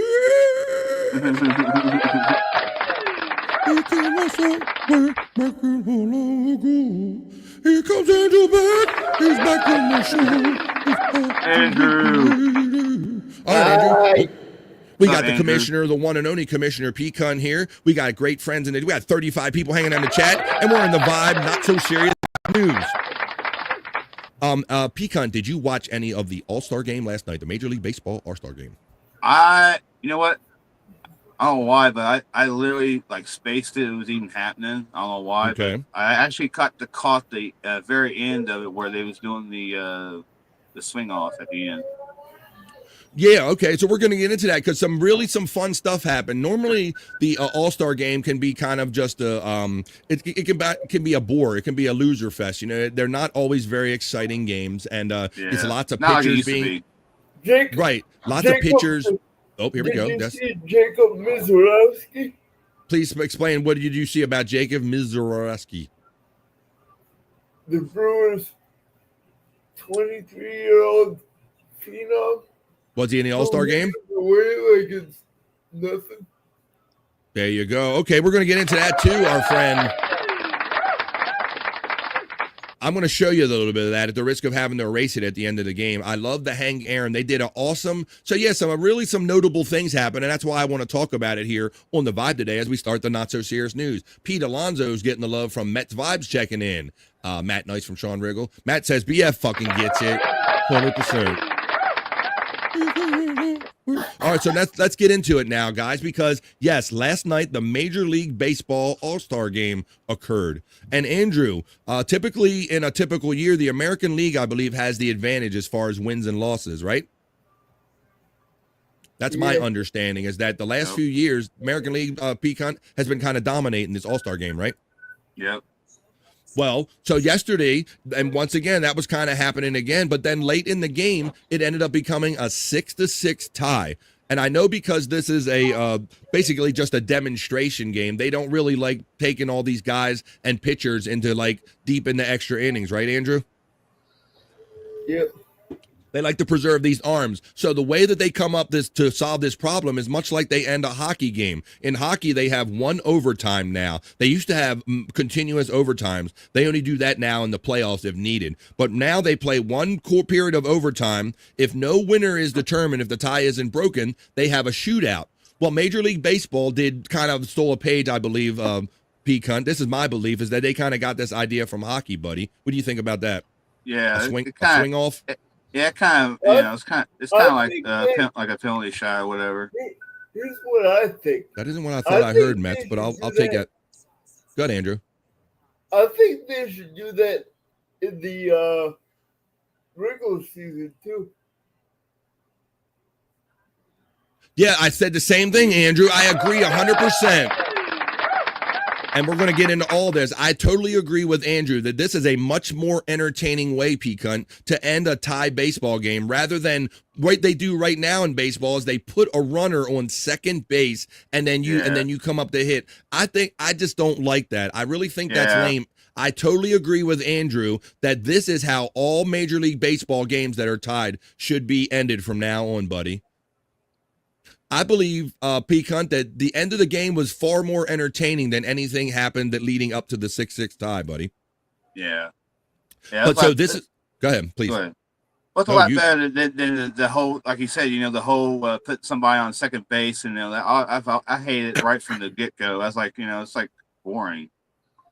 Yeah, buddy. When I saw this, I'm like, this is actually a brilliant idea. I would sit and be like enthralled with this if I was at a ball game. I would much rather watch this than watch a game just goes on endlessly to 10, 12, 13 innings. They rag out all the pitchers. They bring in shortstops and position players because they don't want to rag out all their pitchers. So I think this is good, and I would like to see this be part of regular baseball, much like Andrew said. Let me see. All-Star game history. Let me see. They won the tiebreaker. Write a letter to the commissioner of baseball and be like, is there a way to suggest that?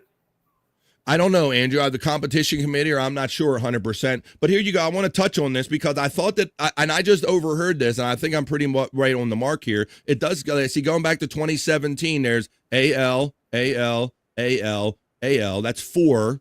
AL 5, National League 1 and 23. That's 6. AL, and then National League. So National League only won 2 out of the last 8 that I see right here. So, but I digress. Because it ended, so they had this, what essentially was another home run derby, guys. And Kyle Schwarber, he had 3 home runs. So see what they had done? Soft swing off. Okay, soft swinger. Oh yeah. So what they done is that each guy would get 3 swings, Scott. That's all you would get. And they had an American League guy and a National League guy, or whatever the case may be. They alternated.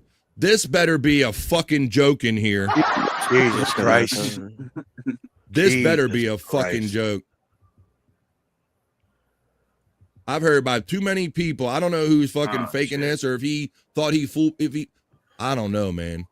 MSIP, if this is you, you're going to have some people pissed off at you, my friend. But at any rate, let's keep talking about this because, so he only got 3 swings, like Scott, and you could let some pitches go by. As long as you didn't swing, you got 3 legit swings, and then that was all you got.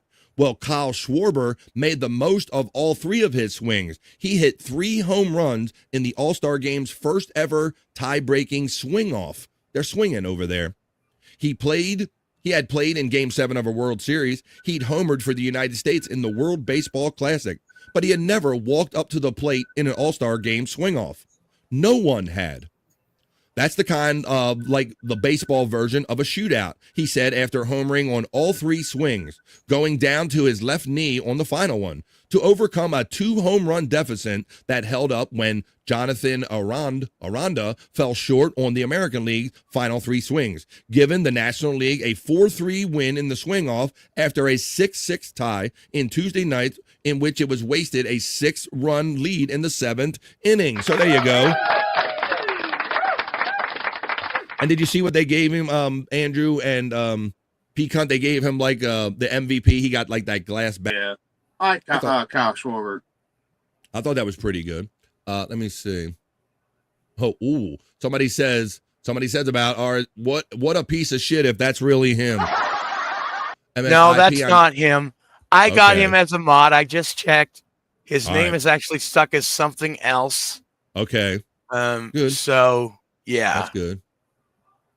Funny, but won't be funny after this. Let me see. Let's see. Yeah. So change your name, you asshole. Jesus Christ. Let me see. There's better ways. There's better ways of getting attention. Let me see. What the fuck? Well, if you're not interesting enough on yourself, you got to make up another name. He said it's me. But Bobby, we have ways of kind of checking these things out. And Bobby Nick said that is not correct. Correct. It's a go Shaggy. Let me see. He's back. What a piece of shit if that's him. Let's see. I'm never giving you ice cream. No fucking way. My bad. I read it wrong. I thought you had me Mets vibes because I blame weed. I don't always get everything right, and I count on the chat to keep me straight, my friend. So it happens. But I kind of picked that up as they were talking about it on Fox last night. Scuff with Shane says, everyone was told you were gone forever. Okay, well, that's not funny. Fuck off, MSIP. I'm sure that MSFO means. Rob Taker says, also, thank you to whoever gave me the membership yesterday. We have so many people in this. Brian Kowalczyk gifted yesterday. Pecan practically gifts every day, so it could be any one of these great people in this community. Wait a minute. Is profile fic what I think it is? I'm not going to look anymore and give that any more kind of daylight. So there you go. So not only that, Pecan and Andrew, but Pecan, did you see any of the challenges for the balls and strike calls now? I didn't. I like it. You like it, Andrew? Tell everybody that don't know what's going on that they were trying some new things out yesterday at the All-Star game. Tell them what they tried as an experiment in the All-Star game, and I'll look it up. Umpires are egregious when it comes to calls. Yeah, people have been complaining for years that these borderline, everybody has a different strike zone, and we need consistency, and I'm getting ripped off. So what they did last night, what did they do? They kind of put like sensors or like lasers, like a zone where a strike zone, right, Andrew? Yep. Let me see if they have it. Yeah, they did. Right. So, and I know the umpires union has been fighting this for a while, Andrew, because they don't want to be second guessed and look like they're not handling the game or managing the game properly. And of course, they don't want to lose their jobs to yet another AI thing or computer. So let me do this real quick. I can show you a brief little video of kind of how it works. That's kind of what I'm looking for right here. Let me see. They do this. What's that, buddy? They tap their helmet. Oh, that's how they ask for the review? Well, I was kind of more interested in the actual kind of the working of it real quick. I got a video I'll show you real quick. Right after this ad, Major League Baseball will use automated ball and strike system during the All-Star game in Atlanta. And they did just that. And let's learn a little bit about that now because, let's see, here we go. Baseball, the future is now. Well, for one game at least. Tomorrow, for the All-Star game, robo-umpires are going to be calling balls and strikes. Sound confused? I was too. But how does it work, or better yet, will it work? We tried to find out. Called strike three. It's as much a part of the game as Peanuts and Cracker Jacks. No issue with getting thrown out. Players arguing balls and strikes with hey, but if this gets too good, Pecan, we're going to lose all these cool kind of fights like we're seeing right now. Umpires. Yeah, we won't see no injections or anything. Not to mention managers getting into the Earl game. Weaver used to be the king of this. Our manager of the Orioles, he would short little motherfucker, but getting people's faces, man, and yeah. Oh no, Lou Piniella too. No. Lou Piniella, yeah, we can go down But the all list. of this might soon be a thing of the past. This year's Major League All-Star Game will, for the first time, feature a balls and strikes challenge system using robot umpires. You're out. And that's not what we mean by a robot ump. This is the automated ball strike system. Lindsay Imber runs Close Call Sports, a website for baseball diehards that tracks umpire performance. They use a series of cameras to effectively simulate where a pitch goes through measurement at the midpoint of home plate. But robot sounds cooler. The system was built by This Hawkeye, chick's got a deep ball voice. Wait a tracking minute. company owned by Sony. Hawkeye Tech is already used in pro sports, including major tennis tournaments like Wimbledon and the U.S. Open. Here's how it works. Sophisticated cameras placed around the ballpark track the movement of the ball. The footage is analyzed by software, and the call is relayed to the human ump behind home plate via an earpiece. Lindsay Imber says the system is accurate up to 1/2 inch of ball placement. It's going to be totally fine for the pitches that are 2+ inches in or out of the zone. This is the obvious miss, so to speak. During the game, the pitcher, hitter, or catcher can challenge a ball or strike call. They do so by tipping their cap or batting helmet. That's like what in Andrew this just said. Minor league game. It is called strike three. Very good, Andrew. Thanks. I didn't catch that part yesterday. But just like Andrew said, the Human Sports Ticker, they just give a little tap or something, and then they go. Once the challenge is made, a graphic like this one appears on the ballpark jumbotron. It's outside. 4, bases loaded. How about that? I did see a ball late in the game get turned into a strike call, P-Cunt, using this system.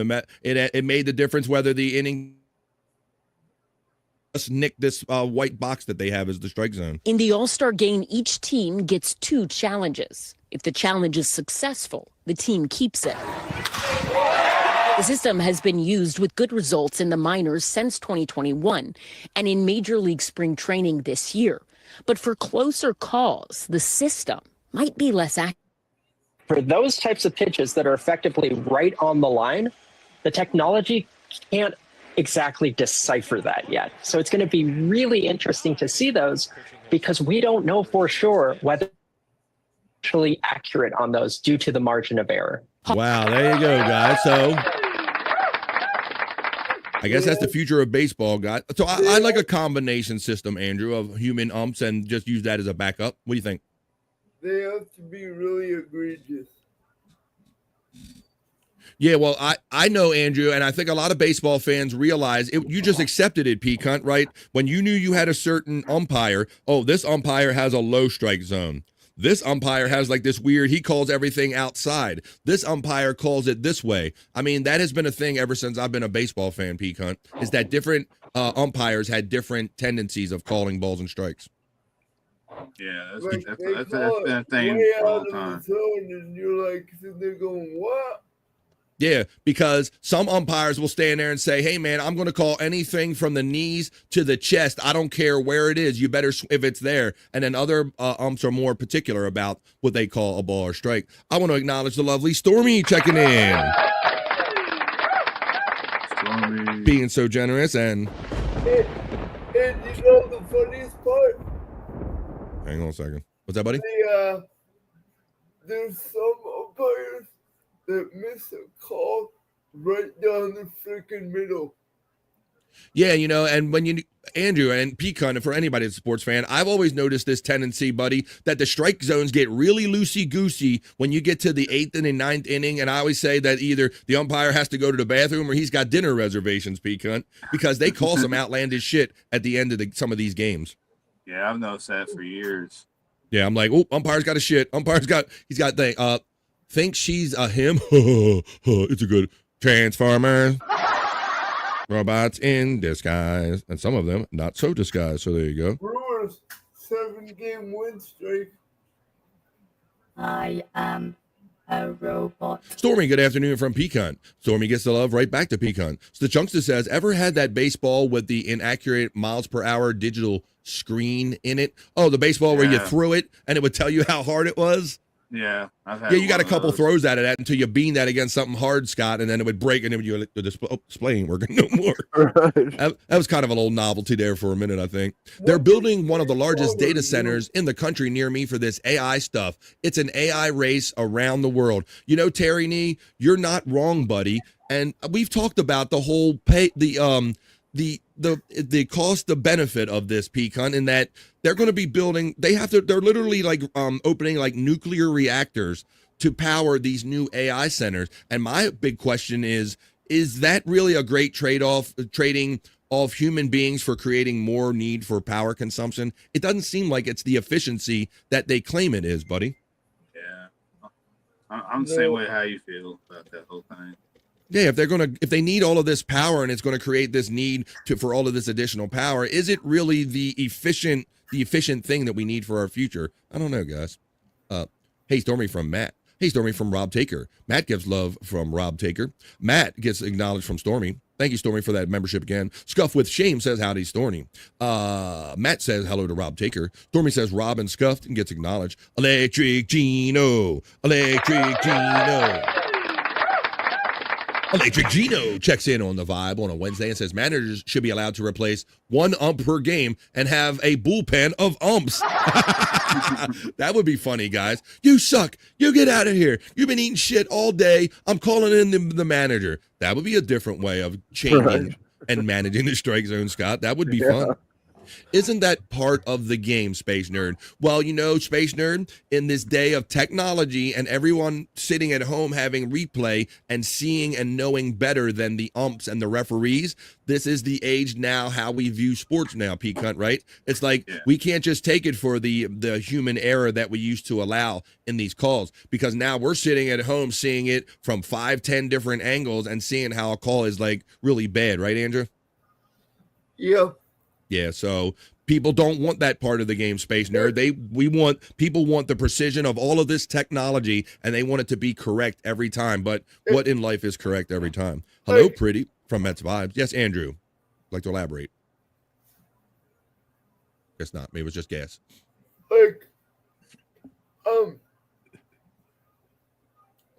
That's why the instant replay was invented, because of moments in the game. You can check highlights in history that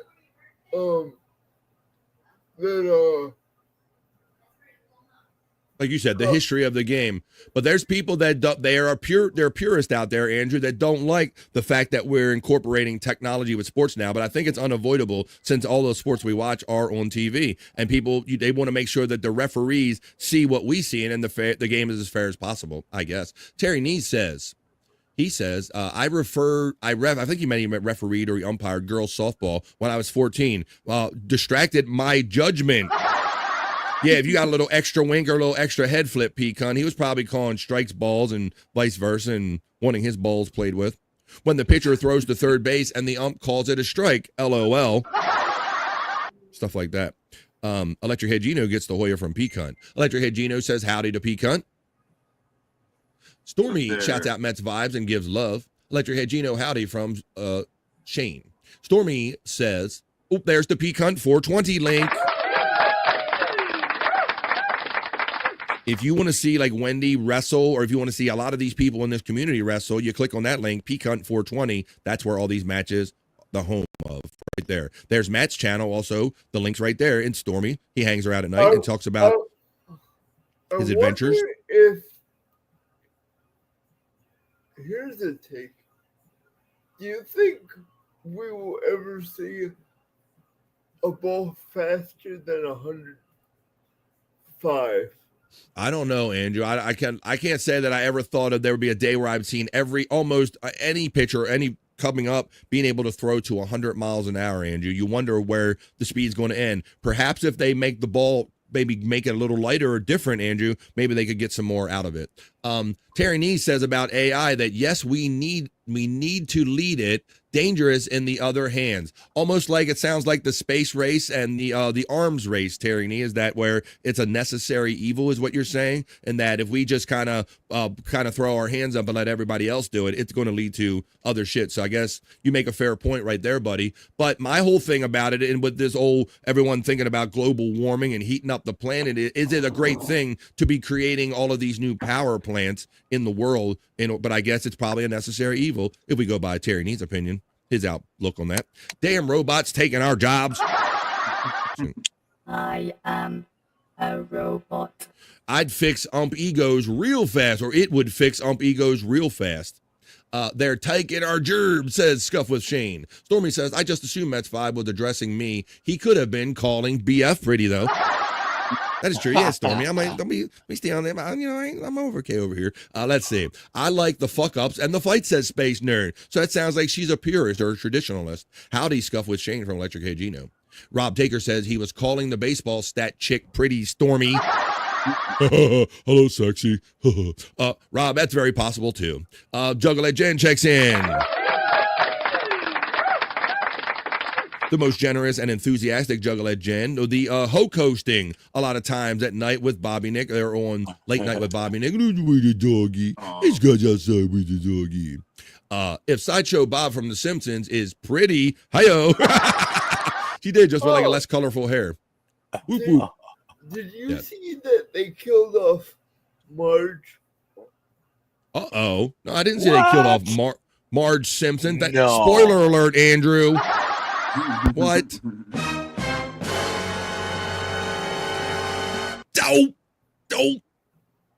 To that I say, Space Nerd, I suppose they have it for football, but the refs still suck. I'm still the champ, says Juggalette Jen. I did see the end of that match.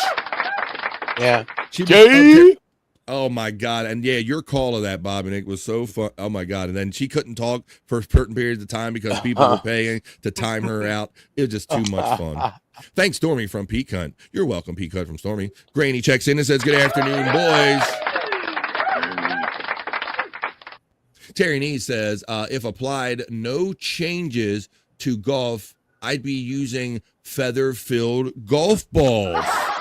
Exactly. I say. Granny's getting acknowledged from Stormy. Granny gets acknowledged. Namaste. Oh, hold on. I got an update on that Marge Simpson being killed off thing. So no, Marge Simpson was not actually killed off in The Simpsons. While a recent episode featured a flash forward to a future where Marge had died, the show's producers have clarified that this was a speculative storyline and not intended to be canon. Meaning it did it like J.R. Dallas. It was just a dream. Yeah. Granny is here. Time for Juicy Man Meat. Well, Granny used to sponsor that segment. His show, Granny Loves Anal. Scott, you're getting acknowledged from Juggalette Jen. PC Commissioner McMahon is getting lathered up by Juggalette Jen. She's happy she won last night. Climate change is a hoax. We'll have ice age again, says Terry Nee. It's cyclical, and this is just where we're at in the cycle, Terry Nee. Salute Granny from Juggalette Jen. Granny shouts out Space Nerd, says, please no. Don Reevy Jr. says, base brawl sucks. Granny Howdy from Scuff with Shane. 27 says Juggalette Jen. I disagree with that wholeheartedly. This is probably about Andrew's girl again. What? I disagree with that wholeheartedly, Tony. Which one? Oh, about which one, buddy? Let me go back to it. Oh, about what he said about. You would latch on that ad there, Andrew. Good Lord. For Christ's sake. Let me see. Let's see. Dope. That's right. Scuff with Shane says, it was a dream episode, Rob Taker clarifies. Breaking news, says Just a Guess. Why you little? Granny's channel, even if he gets it wrong sometimes. Link out Very there. wrong, I must add. Ooh, Granny gets it wrong. So, yeah, let me see. Yeah. Say you don't know what's going on in a 1,000 words. That's Granny's show. Let's see. Granny, you can't stop it. Can't stop, won't stop. Bad boy. Bobby Nick reminded me of Jim Ross last night calling that match. And thank you, Scuff, with Shane for backing up what I've said here on The Vibe, and some of us have said, is that Bobby Nick is not just doing like a schlocky, like he's making fun of these guys. Bobby Nick cannot believe the shit that's happening in front of his eyes. Like when Juggalette Jen's getting pushed down in the cage, going, push it down, shut it down, get it, push it on the fat bitch. You know, he's like, wow, Bobby Nick goes hard in the paint. You got to see Late Night with Bobby Nick and watch his call of Peak Hunt 420's wrestling matches. Stormy You know what, Bobby Brent, what I love about doing commentating is that I don't have to be, I can root for one side, so I can just give. Oh yeah, you were doing that last night. You were like, fuck her, get her, fuck her, get her. Fuck her. Like you were definitely, he's a very biased commentator. He's like the Jesse Ventura of the fucking thing. Suck it, man. Like he likes all the heels. What's that, Scott? He gets to call Jen every name that he wished he could just in average conversation. Yeah, he does. Well, I think they're kind of in a similar club, so maybe he gets away with that a little bit because of that. But yeah, I'm kind of, when I sit there, I'm like, ooh boy. Let's see. Which means it's changing. Oh, we're going to get to that. Granny Mandy Diff. My people love Granny. My people love Granny, and I love you, 11, Bob Reevy. Don Reevy Jr. Wholeheartedly, that's deep. Yeah, he hit us with the wholeheartedly there. Whoop whoop, Mandy D from Juggalette Jen. Terry, you can get Ice Age when I climate change, and every time. Fucking every time somebody mentions one little fucking thing, man, you guys just jump all over it. Let's see. Isn't the changing of the seasons climate change? There you go. We want to spend the rest of the show talking about this? Or there we go. Andrew, it's because you were indoctrinated. Here we go. That casket match was fire. Thank you, Rob Taker. Jen, even Pecan said if my settings were like the rest, I would have won. Ooh, that's right, because that match was against the one and only Rob Taker last night, wasn't it? Jen defeated Rob Taker. Wow, let's see. All right. That's Two Joints is, man, he is like a permanent fixture. Yeah, Joints. Hanging out with Bobby Nick. I like when Scott leans forward and he looks like he's in the witness protection program. Scott, I'm trying to finish up the news and get to your hole, buddy. But we're having a great show today. We got P Cunt here hanging out. It's Wednesday. It's positive vibes in the afternoon. I'm kind of getting through the news. I want to show you that Hank Aaron tribute because that was cool. Papa, good morning, Two Joints. Let's continue on. Let's continue having fun about the stuff that we do like and can control here on the Vibe as I get on with the next thing now. And, you know, it's funny, Andrew and guys. So yesterday they had the All-Star game in Atlanta, Georgia, the Atlanta Braves. And so that was famously Hank Aaron's team. So they decided within the top of the 7th inning that they were going to do a tribute to Hank Aaron, P. Cunt. And I'm thinking, you know, what kind of tribute can they give to him posthumously that they have? Like, what kind of special thing are they going to do? Is just going to be just like going through the motions or what? But I was very impressed by this. Did you see this Hank Aaron thing? I didn't see it when it happened, but I did see the replay to it, and I thought it was pretty freaking awesome. Well, that's how we experience a lot of things myself nowadays, too. If I don't see the live event, I watch many video clips of it. So if you guys saw this, you can go see it one more time. This is the kind of visual tribute they did to Hank Aaron at the 7th inning stretch kind of last night at the All-Star game. 51 years ago, an all-time baseball moment occurred in Atlanta, Georgia. Let's relive that marvelous milestone in baseball history.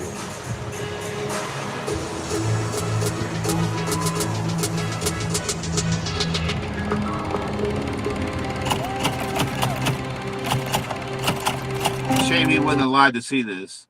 Yeah, well, you know, the first thing I started putting together in my mind nowadays, P. Cunt, with all the great people doing things with AI is like, are the people in the stands even seeing this, or is this just for the people at home? But from what I can tell, I think this was a legit, like they do at hockey games, this was like a legit projection on the field, right? Did you get that idea too?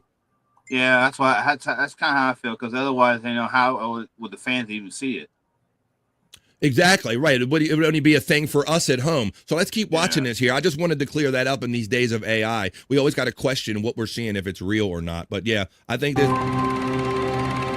thought this was really well done. It doesn't take a mind reader to read the collective mind that's here in this ballpark tonight. They came to see him pass the bay. Once again, a standing ovation for Henry Aaron. So the confrontation for the second time. Aaron walked in Yes, the I believe second so it inning. was. He means a tying run at the plate now. So we'll see what Downing does. Al at the bell. Shut the fuck up. And he's low. Ball one. And that just adds to the pressure. He's sitting on 7-14. Here's the pitch by. You know what? This is like very Field of Dreams-ish, but kind of turbo, P. Cunt. I thought this was really cool in how they kind of like projected the actual goings on. What do you think, Andrew? That was Jim Paschke, former Bucks announcer on the call there. There you go, Andrew, adding color to what we do here on the Vibe. Here we go. Let's continue watching this. This is a tribute to Hank Aaron, like an actual projection on the field.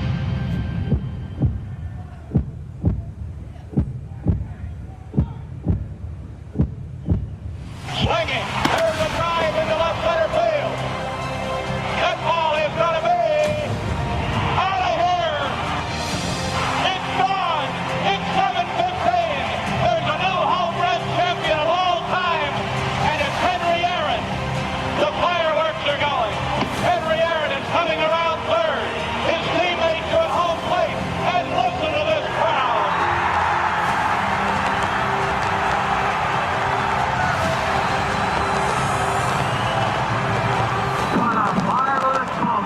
Baseball, what a marvelous moment for Atlanta and the state of Georgia. What a marvelous moment for the country and the world. That was neat, Shane, wasn't it? I didn't expect that to have like the mix of the projection and like the live actual firework, like making its way like a home run over the plate. That's why I thought this was really well done. I think that people can look at me and say, you know, he was a great baseball player, but he was even a greater human being.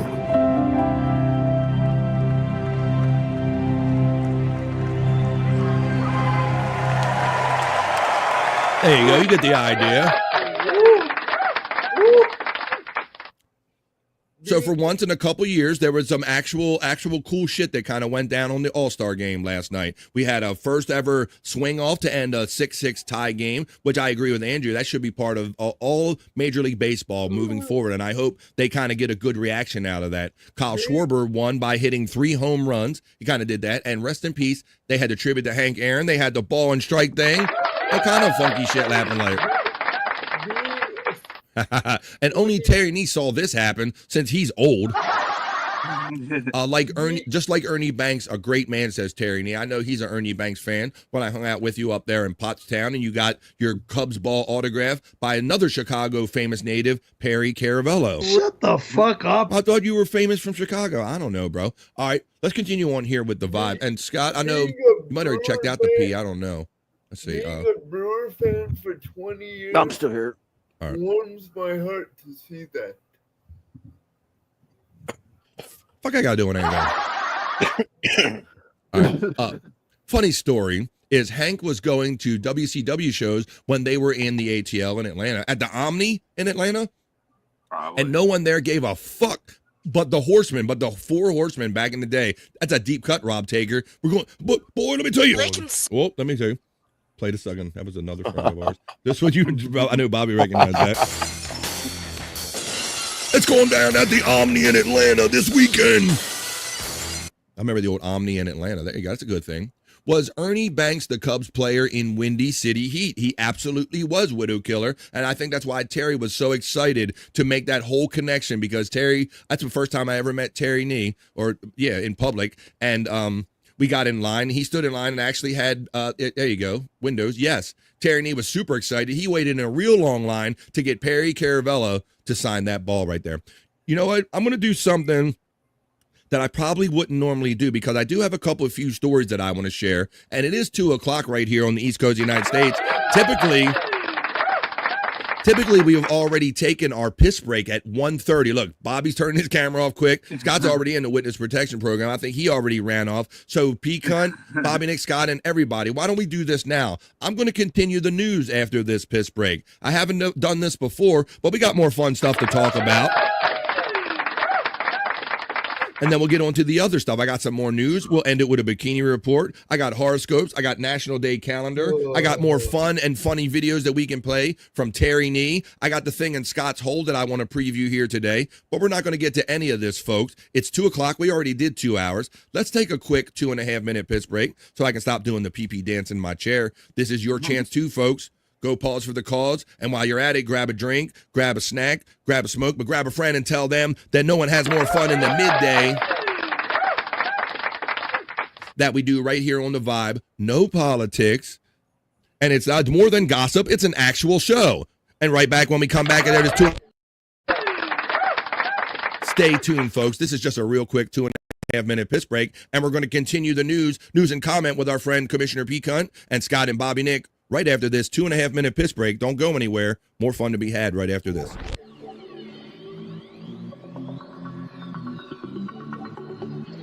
I think I need a piss break. I'll do the pee-pee dance. I'll do the pee-pee dance. I'll do the pee-pee dance, pee-pee dance. Yeah. Think I need a piss break. I think I need a piss break. Yeah. Oh, yeah. I think I need a piss break. I do the pee-pee dance.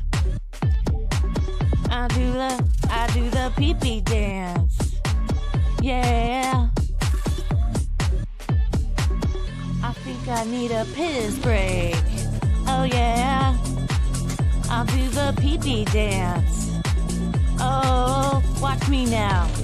I'll do the pee-pee dance.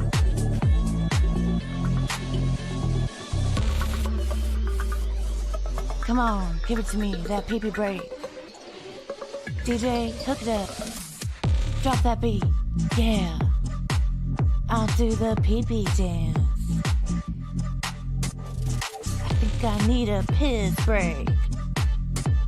I think I need a piss break. Yeah, yeah. Watch me now.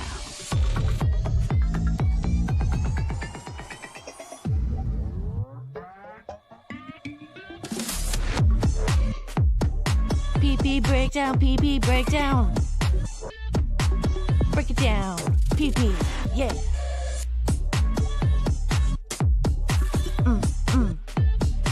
Think I need a piss break. I think I need a piss break. I think I need a piss break. Oh, yeah. Wash your hands. Don't be gross. I know you touched your pee-pee.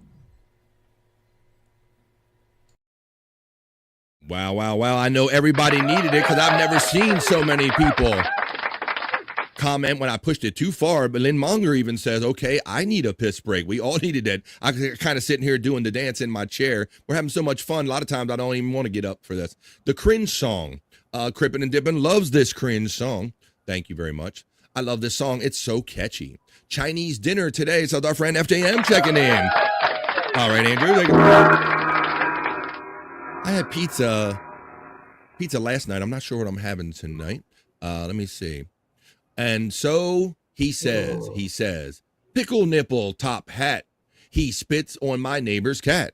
I was shocked to spit on my neighbor's cat. And then we started kung fu fighting.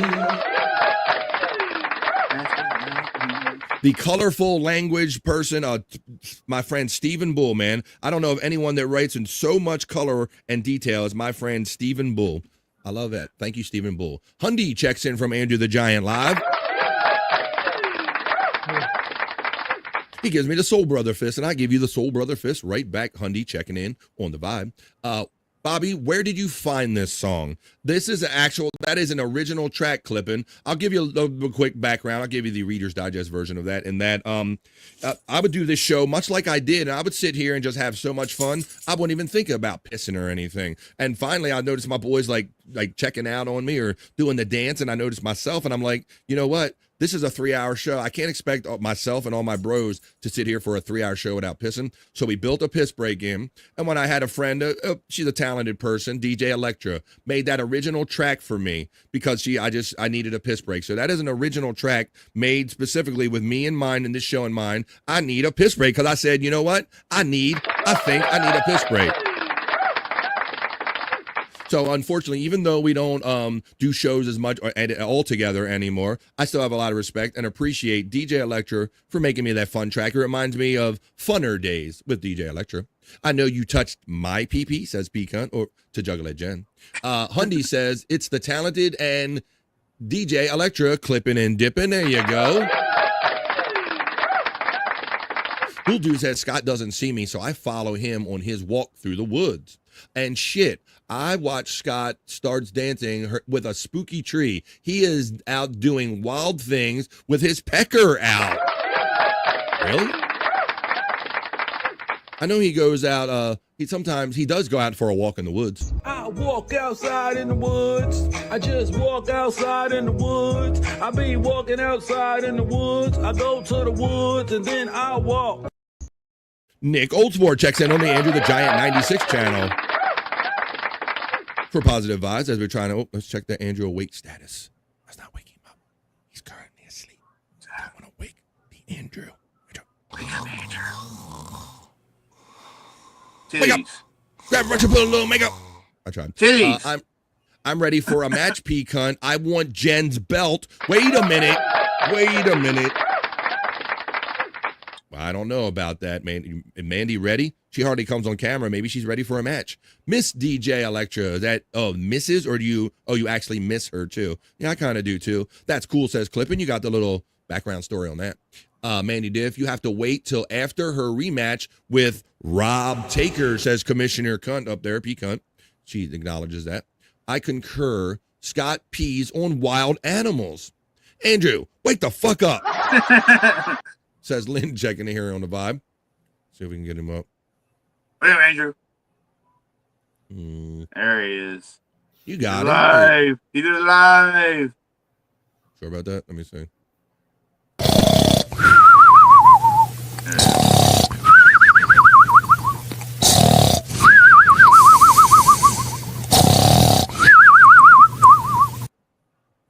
I'm sorry, Mandy Diff, if one of these many matches that gotten by me that you've been in a match already. I will be challenging the Doobie Brothers in the Elimination Chamber. I'm gonna kick your ass in the ring, man. I'm gonna fuck you up. I'm gonna stuff you in a casket and take your fucking wrestling belt. What a man believes he sees. The pecan has the power. The pecan has the power. There we go. Taking it to the street. Uh-oh. Yeah, that's right. Take this message to my brother. Okay, let's continue on. Let's see. Isn't Jen the longest reigning champ so far? That and Wendy. Yeah. Wow. Andrew has the word energy posted on the wall behind him. Wait a minute. Oh, wait, I took him out. I meant to put him in. I meant to do him a solo shot. Here we go.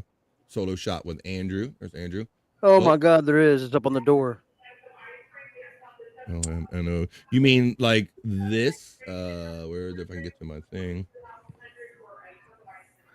There we go. Oh, here we go. Pure energy. Pure energy.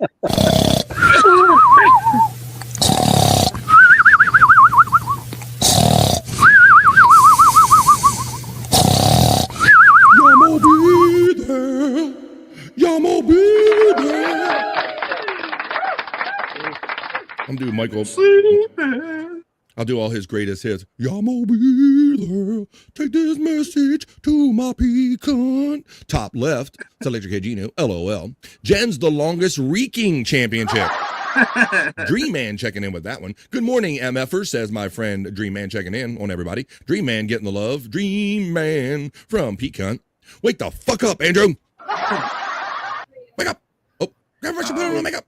I'm going to put him backstage real quick since somebody's coming in to protect their anonymity. Let me take down this long, stayed up too long here. I'm having too much fun right here on the vibe. That's what we're doing. Yamo be there. Bobby Nick done checked out. All right, so let's continue on. But since I'm at my news desk, I do have a couple more stories. Where is Andrew at? Can you come back in, Andrew? You still busy? Thank you, buddy. Oh, he's still talking. All right. I want to talk about let's see, I'll do this real quick one, and we're gonna get through some other stuff. But I have a story about a Denver Dinosaur Museum. Now, what they do is they gather and cultivate things, curate things for their displays, right? Well, what do you think the irony is of a Denver Dinosaur Museum makes a find deep under their own parking lot? Like a hole-in-one from the moon, it says in the article here, guys. So, yes, a dino museum, I guess they picked this location many years ago, and they set up this museum, and they go out and look for fossils, but they didn't have to go too far. A Denver museum, known for its dinosaur displays, has made a fossil bone discovery closer to home than anyone ever expected, under its own parking lot. It came from a hole drilled more than 750 feet deep to study the geothermal heating potential for the Denver Museum of Nature and Science. The museum is popular with dinosaur enthusiasts of all ages. Full-size dinosaur skeletons amaze kiddos barely knee-high to a parent, much less a Tyrannosaurus. The latest find is not so visually impressive, but even so, the odds of finding the hockey puck-shaped fossil sample was impressively small. The borehole which they drilled into the ground was only a couple of inches wide, 5 centimeters to be exact.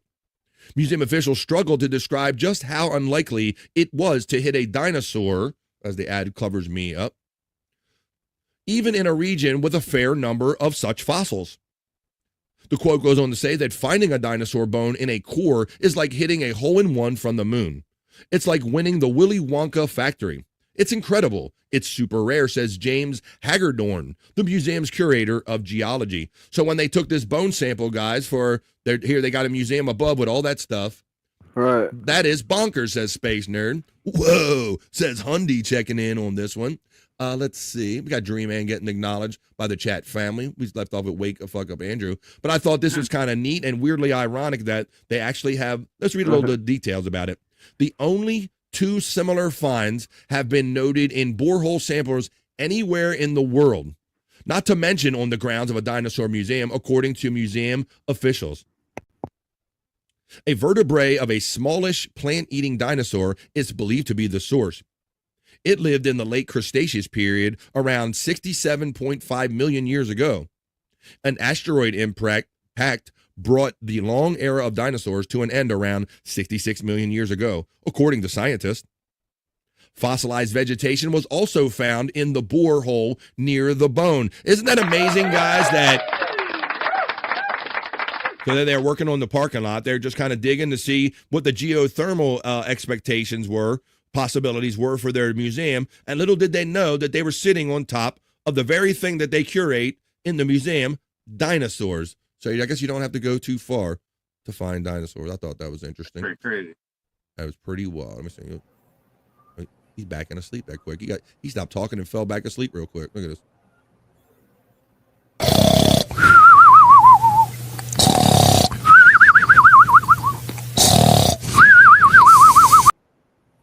Electrohead Gino says, I bet some kid threw a bone in a hole. Dinosaur scam. Oh, shit. Dinosaur boners, says Terry Nee. All depends on who you go with, and it ain't me, goddammit. Dinosaur bones, not boners. Let's see. All right, let's continue on with the not-so-serious news. That's bonkers. We got that one. All right, I'm going to wrap up this news segment because I want to get on to playing some other cool stuff and having some other fun with you guys here today. So we're going to end this the way we like to end every BF Live The Vibe not-so-serious newscast with a bikini report. And this is this is about AI overviews, guys. Hey, Pecan, like when you go on Google anymore, when you search for a topic, do you always notice that I get this AI overview of whatever topic I'm looking for? Do you get that as well?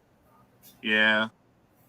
Yeah. You notice more and more that Google search they're not only trying just to look up what they're trying to really interpret and kind of really bear down on what you're looking for. So, so much so that if you type a search thing in now, guys, now it's pulling from all of these other AI sources and basically spitting you out a story. So you're not really getting the story from a human being necessarily. You're getting these AI kind of overviews of topics that are being thrown out on the internet nowadays. But to tell you more about this, maybe hopefully a little clearly, and certainly a lot more sexier than I did, I'm going to take you over to the Bikini Report right now, who's going to tell you about the new trend of AI overviews and what things you should be worried about and looking out for when it comes to reporting news and information. Take it away, Bikini Report. News, particularly for us, AI is making people lose interest in news sites.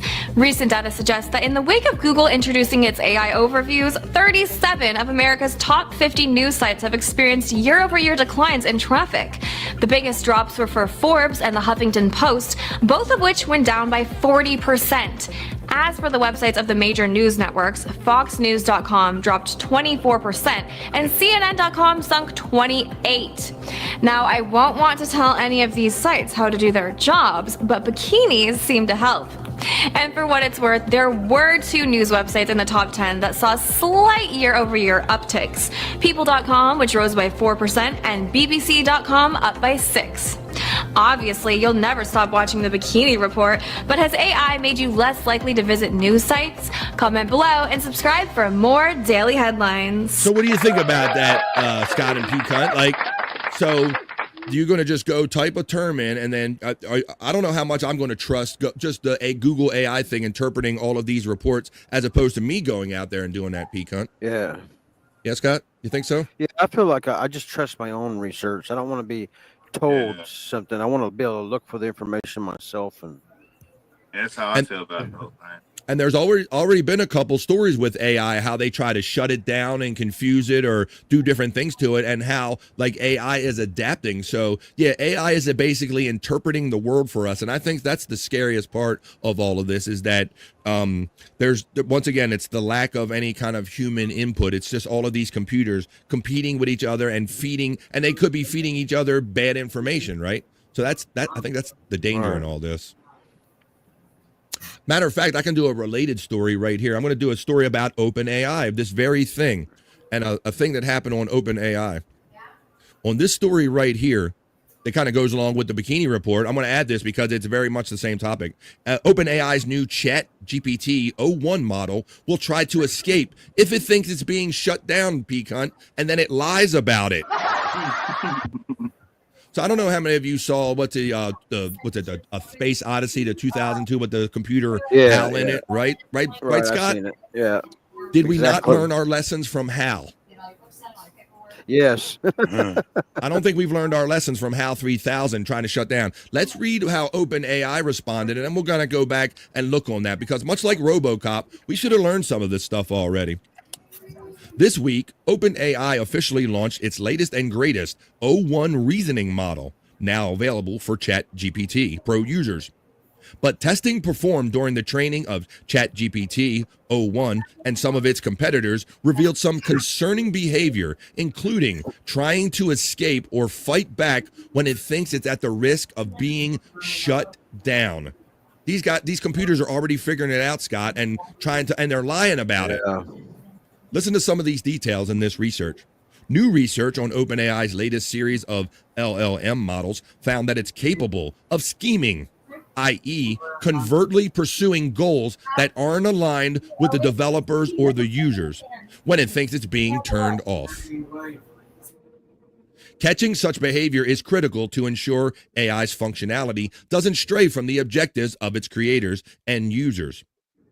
OpenAI partnered with AI safety organizations Apollo Research to test out ChatGPT o1 and other models to evaluate whether they were safe to use and release their findings this week. While it's not unheard of for AI systems to resort to scheming or deception to achieve their goals, the lengths that ChatGPT o1 went to are impressive, if not anxiety-inducing.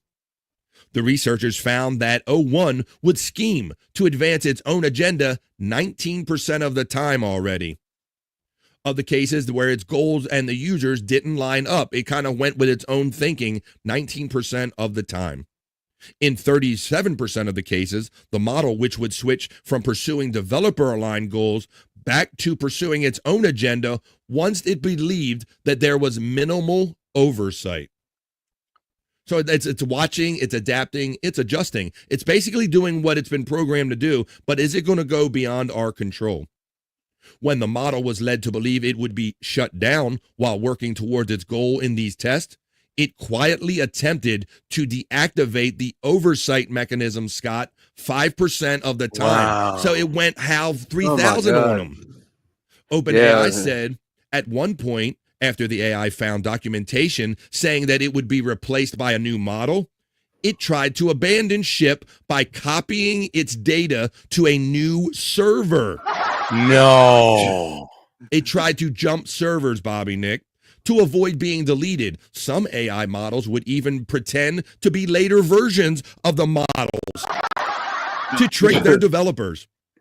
What I assume is the equivalent of slapping a fake mustache on and saying, yeah, he went that way. Yeah, see? Look, let's see. Are people saying that shit was crazy? Or is it Vicky, the other computer? The CEO of OpenAI is not a good person. He's done ESO stuff. That's code word. He's a pedo. Let's see. It's the end of the world as we know it. And Mandy feels fine. And that's why I say so much of life is just, man, me getting up here every day and having fun and controlling the shit that I can control. I can get up every day and produce a show for 3 hours with you. I can bring my weed and smoke it, which I haven't done yet, but we got to do that. Yeah, I don't know about this AI shit anymore, man. That's getting pretty scary hearing that.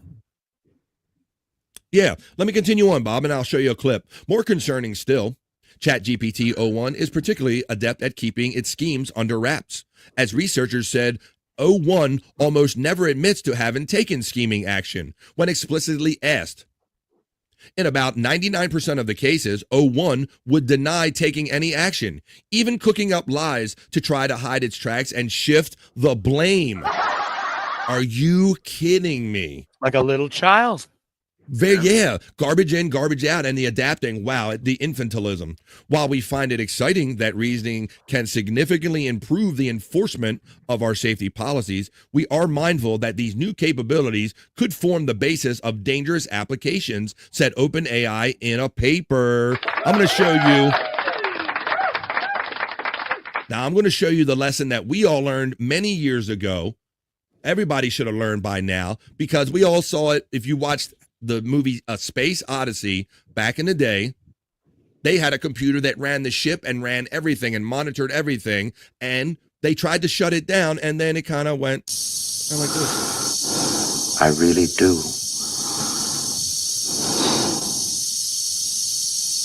Look, Dave. I can see you're really upset about this. Dave's not here, man. I honestly think you ought to sit down calmly. Take a stress pill and think things over. Take a stress pill, Andrew, and think things over. I know I've made some very poor decisions recently. And it's eerie, like the computer's like begging for its life at this point, Scott, right? It knows Dave is coming for his memory chips. Right. I've still got the greatest enthusiasm and confidence in the mission. This is the computer, very much similar. Why didn't we learn from this? This is the computer lying and begging, trying to work its way around Dave. Dave had enough. Dave was like, nah, man, I'm coming to taking your memory chips. You getting shut down, fool. Dave, stop. This is from A Space Odyssey. This was HAL 3000, the computer that ran everything. Stop. It was becoming intuitive. It was affecting their lives and controlling what they did on the ship. Stop. Spoiler alert. Dave.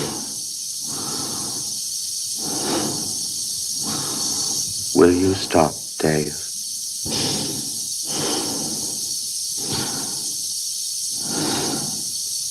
Stop, Dave. Arav and Krishna did it. Devin, we fought. I'm afraid.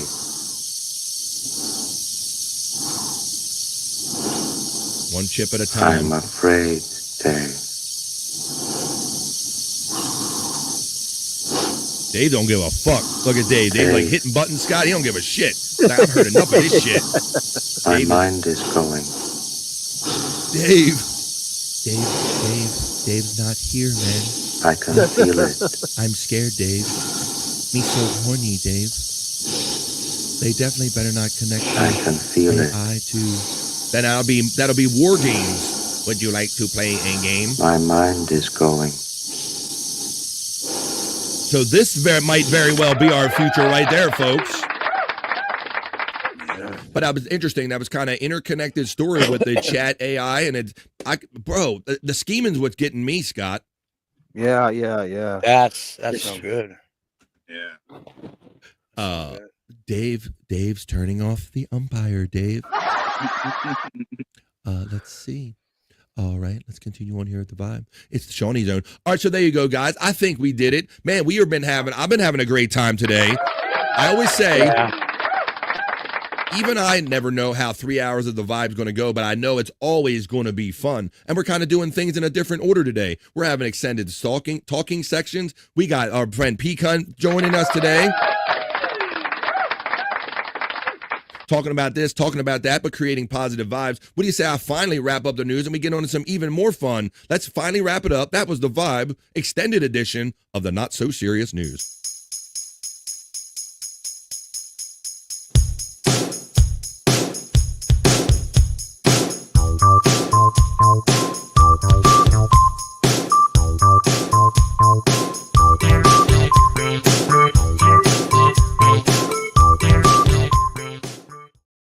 That's what it was, and that's what we do here on the Vibe. 3 hours of fun and positive vibes and other news, because there's other things going on than just the end of the world and AI and creepy doom and gloom stuff. Creepy as fuck, says our friend Hunty checking in. Don Reeve Jr. says, Dave, they're telling you have to go, Dave. Yeah, I couldn't help, but that's the first thing I thought of, Scott, was that Hal. When they're talking about this open AI, like adapting and lying 19% of the time and shit, that was very much Hal. Like he just adapted and ran their lives, man. Right. There was whenever the pandemic first started, and before I started watching podcasts, I started watching Joe Rogan and that Musk guy was on there. Okay, Musk he was on, yeah. And he was kind of describing all that, and it was scary, man. The way he was just kind of describing it, I've been scared of it ever since that, just to hear him talk about it and how it just can't be stopped. It's too late. It's just so. It's going to do its thing. and Terry makes a good point that if we just sit back and complacent, other countries are going to run with it. So I guess we're kind of stuck with this. Well, I'll tell you what, folks, just like everything else in life, like the internet, cell phones and everything, there's good uses for AI and there's bad uses. And I'm going to have some good ones coming up because talented people in this community gave me something I'm going to share with you in a little bit when we do some other segment here on The Vibe. But Terry Nee, I know you're out there, brother, and I know my brothers or sisters are out there, and we don't ever get to meet very much in person. But next time when I meet any of you, we are definitely shaking like this. We're definitely greeting each other like this, guys. Watch. Tyler, it is good to see you, my brother.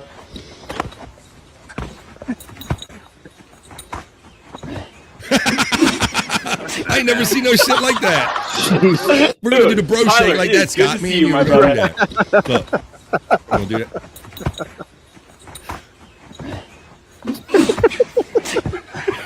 I want to see you and Bybee do that. Dude, Tyler, it is good It's to the see you, my bro brother.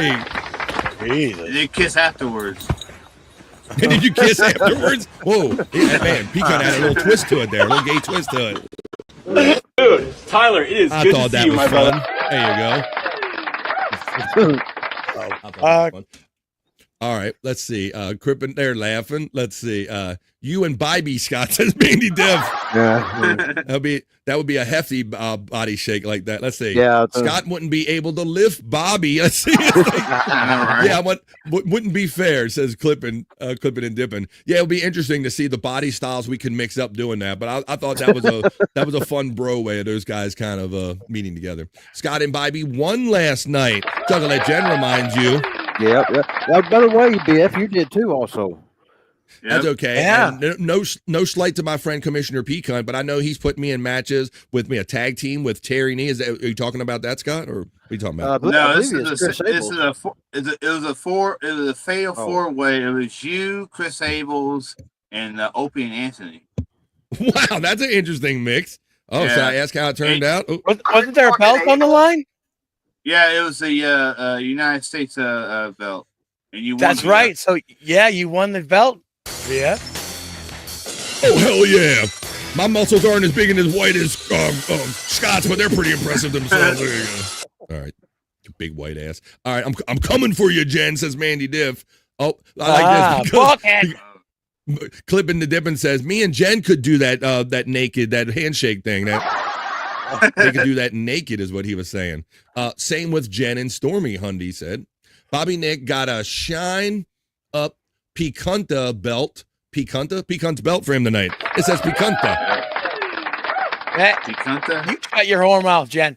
Now I'll be defending tonight against Picant, and I'm going to be keeping that belt. Thank you very much. Nice. Well, you'll have to tune in tonight.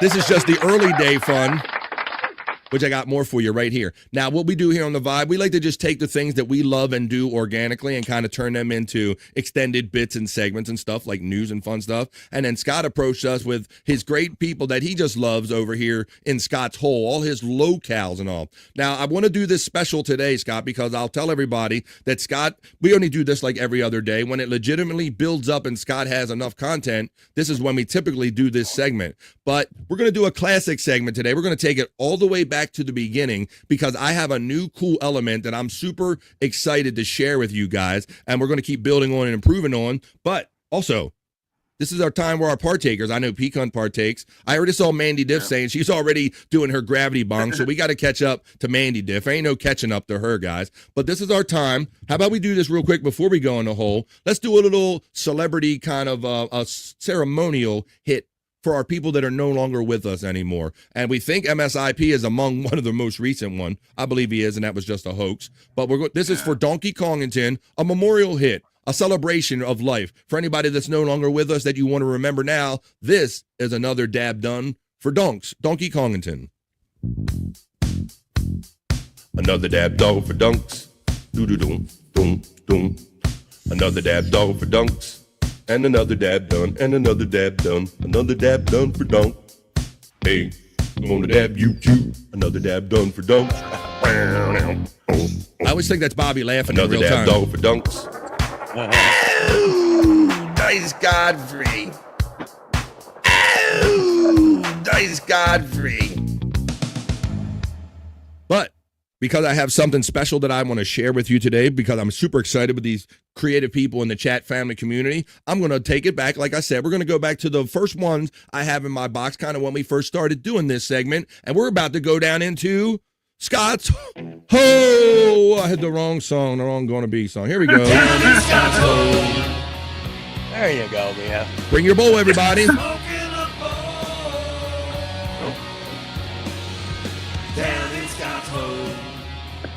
We are going to go down in Scott's Hole, but today we're going to do it with a little extra edge, folks. That is the name of this segment we're about to get down with. We're about to go down into Scott's Hole and do some low-cal tipping, folks. Let's get into Scott's Hole.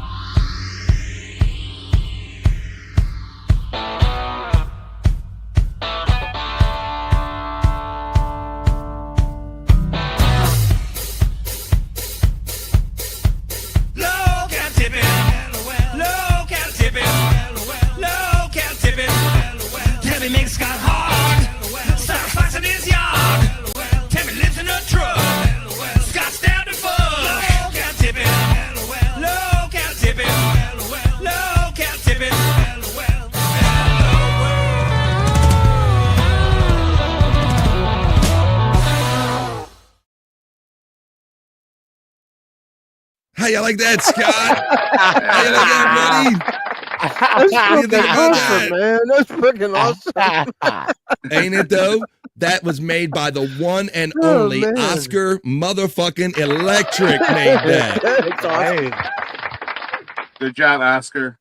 Oscar, I see Oscar is always out there killing it, man. If you're ever on social media or even on some of these shows, but go on social media on Twitter X, Oscar is always putting out some always crazy, always fun, but always like super cool looking. I think Bobby Nick, did he make that DJ thing for you or was that Blood? Am I getting them mixed up? No, the DJ thing was Oscar. Yeah. I thought that was correct, man. I love the tone of the things that Oscar puts out there. And I got a notion, Scott, and I said, I'm going to ask my friend, Oscar Electric, who has this kind of gritty AI thing going on, if he would make us a proper intro for Scott's Hole. And he said, absolutely, BF, I will do that.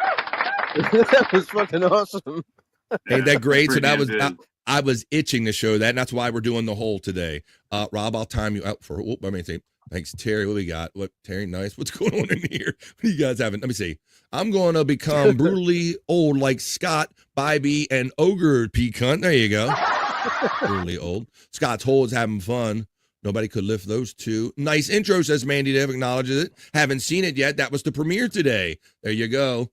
There you go. We got that. Rob Takers says, mooing is Stormy's thing. Uh-oh. Terry Nee says, nice. He acknowledges the new intro by Scott's Hole. That's right. This is what we do here. This is about fun, silliness. All right, Scott, I'm going to take you back to when Cyrax, this is even going to surprise Scott today. This is called Howard Stern, and this is one of the ones when Cyrax was standing on his porch when they were having all the police calls with, I think it was Music Biz Marty. Right? Yeah, but every time he gets trolled, he thinks he's got to call the cops so they can do something about it. And who knows how many times that the police, they're probably like they're done with being called to his house. But let's take you back. We're just doing a classic edition of Scott's Hole because I had to feature that awesome intro right there by Oscar Electric. I could not wait until Scott's Hole filled up properly. I had to fill a hole myself. Going to Old Hole. Here we go. Here's some early Cyrax. This is literally like the first thing in the top of my folder, my Scott's Hole folder. Here we go. Start to bother people if they just watch it more. I don't know if you know who Howard Stern is. Yeah. But back in the day, half of his listeners, I think, didn't even like him, but People were just waiting to hear what he was going to say next because it was so mind-blowing. I know, and that's what's so confusing to me with this new generation of people. It's like, you guys sit there and say you hate something, but continue to watch. Absolutely. And I said this. That was his theme yesterday, Scott, when we did Scott's Hole the other day, that I can't believe that all you guys hate watch me. Times on a lot of my streams, like, if you don't like what I'm And doing, look at the eyes then- closed too. When that's a tell for me, guys. When people are full of shit when they won't make direct eye contact with you, right, Scott? Yeah. And what you were saying about you've heard this before. He does. That's what I think the last time we was talking. He's on a cycle. All these things that he does kind of goes on a cycle, and it's at warp speed right now. The cops said it a couple more times last week. His eyes are closed, and this is always my favorite part of the show. Remind everybody how old he is, Scott. Oh yeah. He's 34 years old. Don't watch. Go watch something else. Nah, when things start to bother people, they just watch it more. I don't know if you know who Howard Stern is. Yeah. But back in the day, he's always we got that one. So he's always scratching and picking too, making scabs. I know that he's really going to town on him now. Right now, he's really under some stress, and it's showing. The scabs are moving down to his face. Hundy says, "Whoa!" And I'll remind you again. Yeah, look, Hundy, yes, exactly. That is why I always pause it and tell Scott, tell everybody how old he is. And Hundy says 34 ?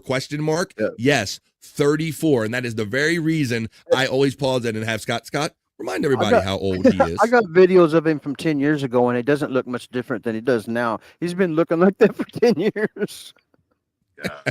Wow. Well, Mandy Diff has this is how she got to know Cyrax. She says Cyrax is popular because I was watching a 600-pound life review guy. He mentioned him and said, "Thank me later." I don't know about. I thought that might have been a side joke, side shot at Scott. I don't know. I don't know. Scott, you didn't take it personal. You don't feel attacked, do you? Okay. No, I'm fine. I took it that way a little bit. I might be a little defensive for you. Here we go. Once again, this is another one where I want to clearly point out to you that this gentleman right here I'm about to present is, as Scott just reminded us, Hundy, 34 years old in this next one. This is, I don't know what name you had on this one. My God. He is like ready. He is set ready for the living dead. This is simply called The Ugly Side. Very appropriately named The Ugly Side. We're down in Scott's Hole. We are doing some low-cal tipping, as you heard in the theme right there. But why don't we take a little pause, guys? Because that's what we do down in the hole. Hey, Scott, what did you like that in the video? I said, if you can have Scott digging a hole and have him down in that hole, smoking, of course, and watching the vibe, and Oscar Electric got all that shit in there. Yeah, let me say real quick, thanks Oscar Electric and Popkey and YouTube BF for making that all come together. Fuck yeah, like man. that. I told you I love this shit. If I didn't love this shit, people wouldn't be throwing our energy at it and having fun. True fun like we're having here down in Scott's Hole. Down in Scott's Hole. Smoke your bowl, everybody, if you got one. Drink, or just watch us. Do whatever you want to do.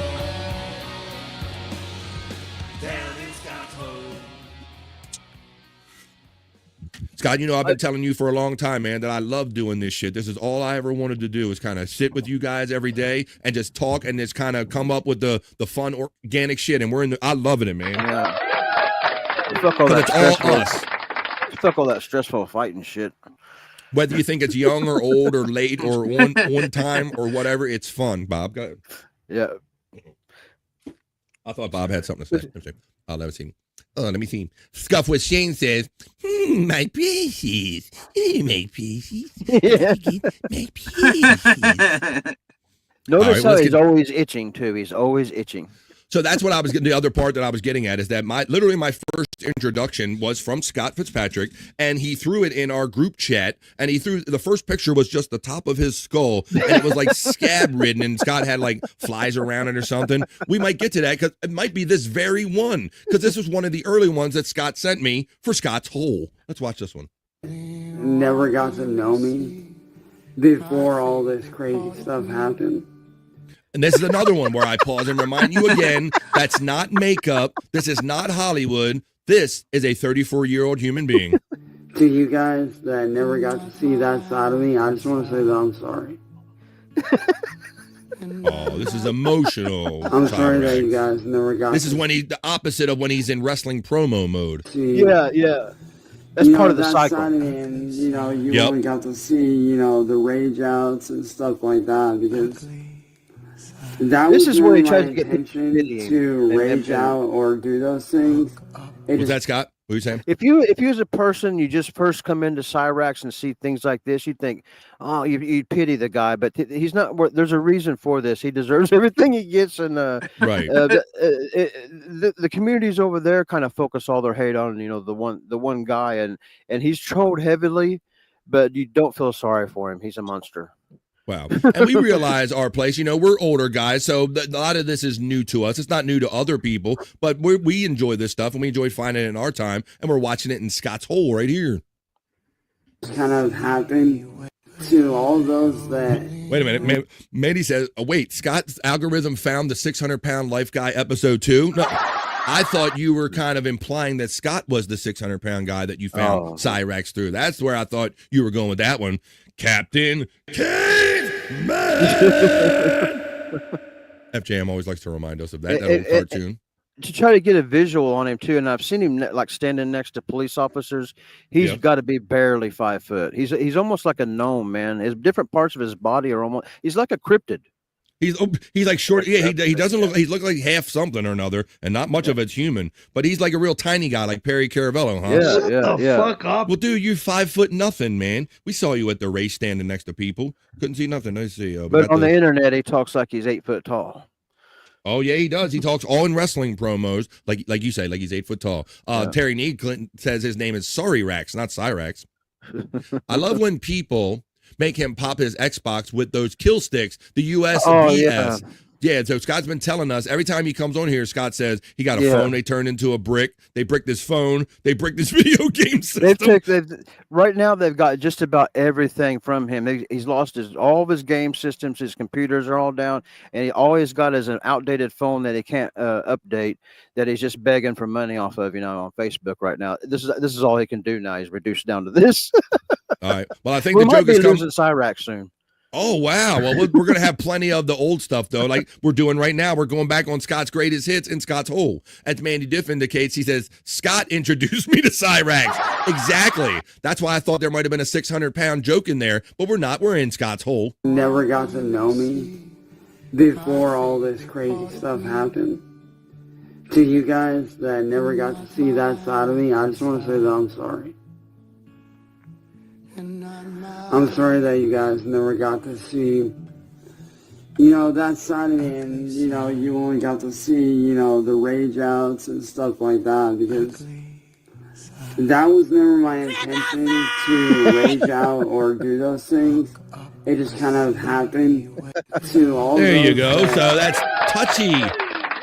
That's emotional, Cyrax. All right, well, why don't we do this one? Because we can't go in any hole without talking about our friend Tammy. So this is a deeper cut. This is actually still has Prop Master 69 on this. If you don't want to wait for this segment to watch the stuff that Scott likes, you can simply do what I'm about to show you right here. When I go to this, I go to my elements and I run his plugs right there, and I'll let you know early that this stuff is available all the time, either on the ones that still remain on Prop Master 69 on YouTube or on the Angry Iguana 112 on YouTube. This is where the home of Scott's Hole, hanging out with Angry Iguana right here. All right, let's show some Tammy right now. Let me take that out right quick. And let's talk about Tammy right here. This one was called Oh My.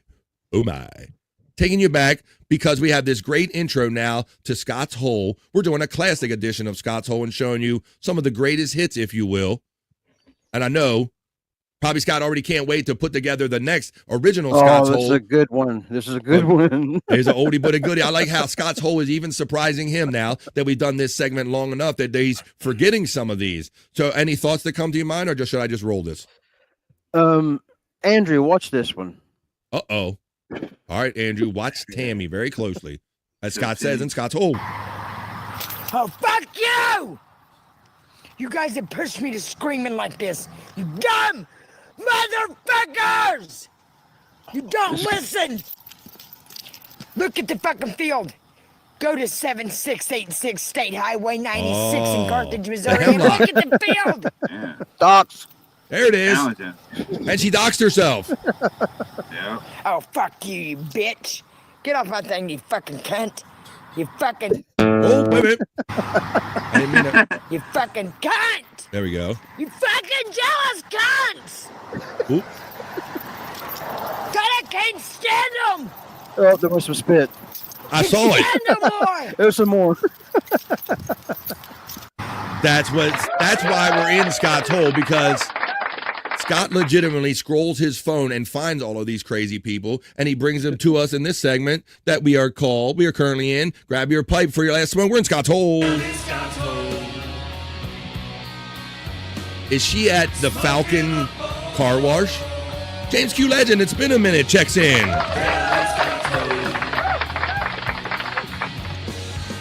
Oh my God. James, you must know something about her because I've heard her mention Missouri before. Well, you know you've had a couple people in here that are real. Look, there you go.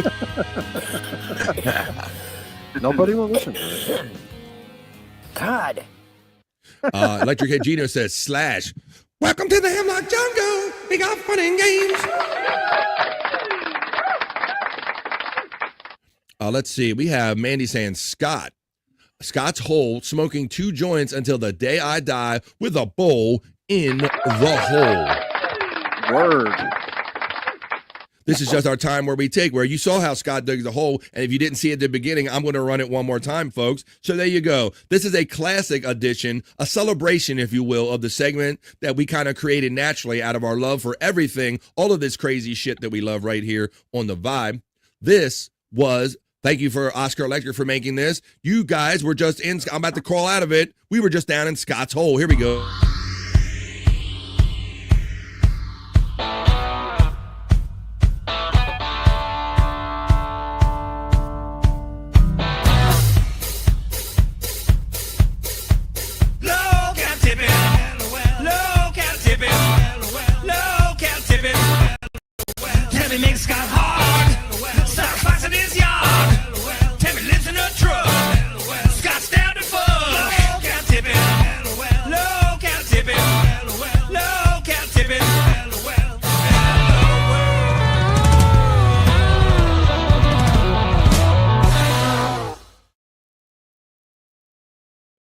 That's how we do here on The Vibe. The awesome opener and closer, intro, outro made by the talented Oscar Electric. Thank you, Oscar Electric, and all you great people that have fun in this community with us. Thank you. And thank you from Tammy and Scott.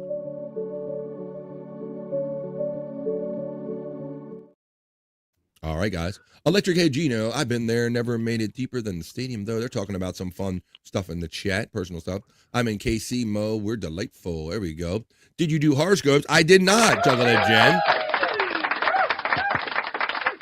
Pecan, she said Missouri in the clip is how where James Q Legend came up with that thing. I think Scott mentioned that about him knowing something maybe.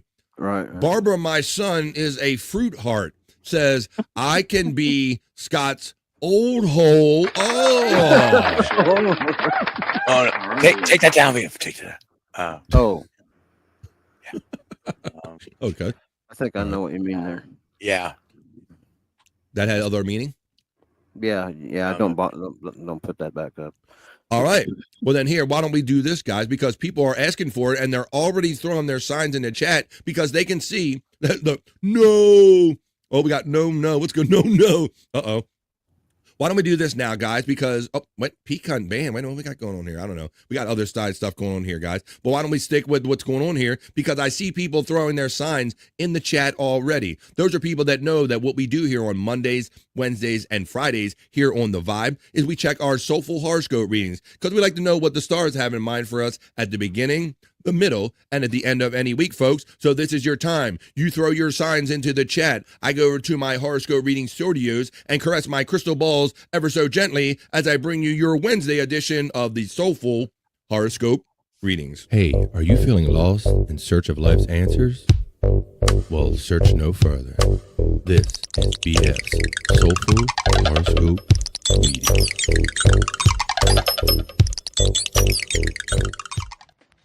Hell yeah, folks. The mood is right. I'm over here in my horoscope reading studio, and I'm going to bring you your Wednesday Soulful Horoscope Readings. We have 2 names for this segment as well because of the talented Chris Popke. We call it Soulful Horoscope Readings, and we also call it I'm going to rock you with your horoscope, folks. Like a horoscope.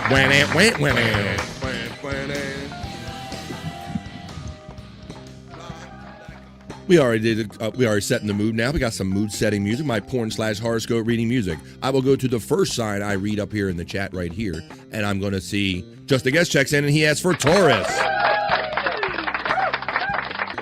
This is for my friend Just a Guest. I believe it's Stephen Bull is a Taurus. I believe that there's some other Taurus that I'm probably not thinking of right now. I blame the weed I just smoked. But nonetheless, if you're here and you know you're a Taurus, I'm about to read you your soulful horoscope reading for this Wednesday. Here we go. Starting off the segment for Just a Guest. This is your Wednesday.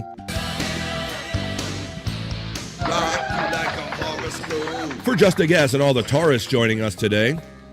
Taurus, if you feel more free than usual, channel your energy where it feels most rewarding. Trust your instincts. They're likely spot on. Taurus, engage in productive pursuits and embrace social opportunities. You should be poised to connect meaningfully with those around you. That is for my friend Just a Guest and all the Taurus joining us today. Your Wednesday. Mandy Double Diff checks in next. She supports me as a member here on The Vibe, and she's on the cusp, so she gets 2. This is the first of 2 for Aries. For Mandy Double Diff, this is Aries. And for all the Aries joining us today. Aries, your timing may be off between you and someone. One might crave connection while others buried in task.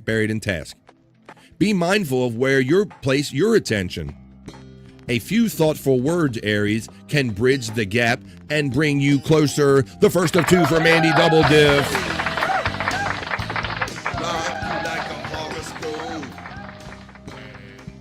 And since she's a member and a friend, and on the cusp, I read the second of 2 for Mandy Double Diff. This is Libra. This is the second of 2 for Mandy and for all the Libras joining us today.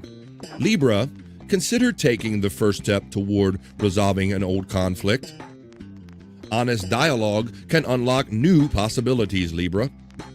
Someone close may not meet your expectations, but maybe it's time to reflect on whether those expectations fit the present moment. For Mandy Diff, Libra, the second of 2, and for all the Libras joining us today, we roll on with Like a Horoscope. That was supposed to be fading out. Commissioner Pecan, who is our guest joining us today and the commissioner of all of these fun wrestling matches, he asked for 2. He supports me as a member on The Vibe, so this is the first of 2 for Pecan. And I'll do Sagittarius for Mama Pecan, but this is for the Aquarius joining us today. Aquarius, where did I get to it? Quick thinking and sharp analysis. It says anal. Quick thinking and sharp analysis will help you handle today's challenges. Be honest and direct, Aquarius. Dodging the truth won't win trust. Seek out a mentor whose wisdom can guide your next steps and broaden your perspective. Aquarius for Pecan, the first of 2. And now I'm going to move on to Sagittarius. We're childish here on The Vibe, so Sagittarius, we like to call it Vagittarius because it sounds a little better and a lot funnier here. So this is for Mother Pecan, for Bobby Nick, who is the original OG Vagittarius, and all the Sagittarius joining us today. Here's your Scoop. Vagittarius. Keep your promises to friends, even when follow-through feels tough for you.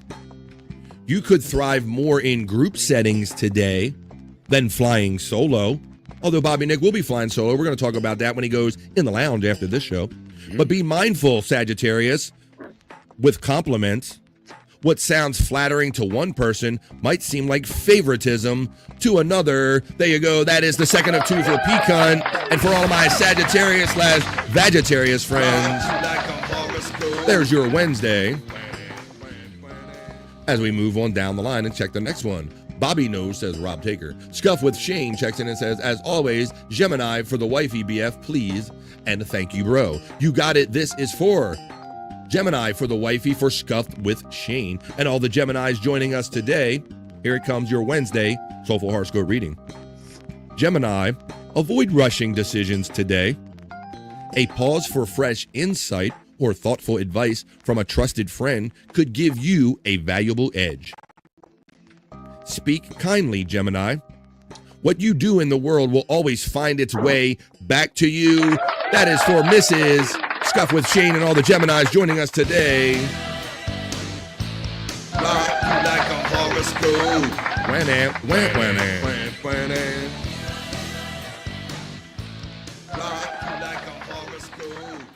As I move on for the Ho-Coast Supreme, Juggalette Jen, who you can see Ho-Coasting daily, Ho-Coasting, not Hulk Hogan coasting, Ho-Coasting, not co-hosting, with Late Night with Bobby Nick and just hanging out, having fun. The enthusiastic Juggalette Jen asks for cancer for herself, Scott Fitzpatrick, and this will also be for Brian Clauter and all the other cancers joining us today. Here comes your Wednesday. Juggalette Jen and all my cancer friends. Even if you are honoring your promises, someone might have different expectations.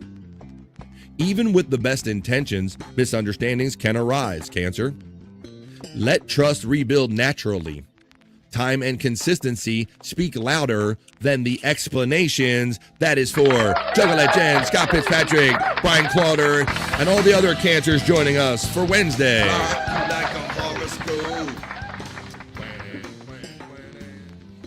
Scorpio, for our friend Dream Man checking in. I believe this is our first Scorpio reading. So this is going to be for Dream Man and all the other Scorpios joining us for Wednesday's Soulful Horoscope readings.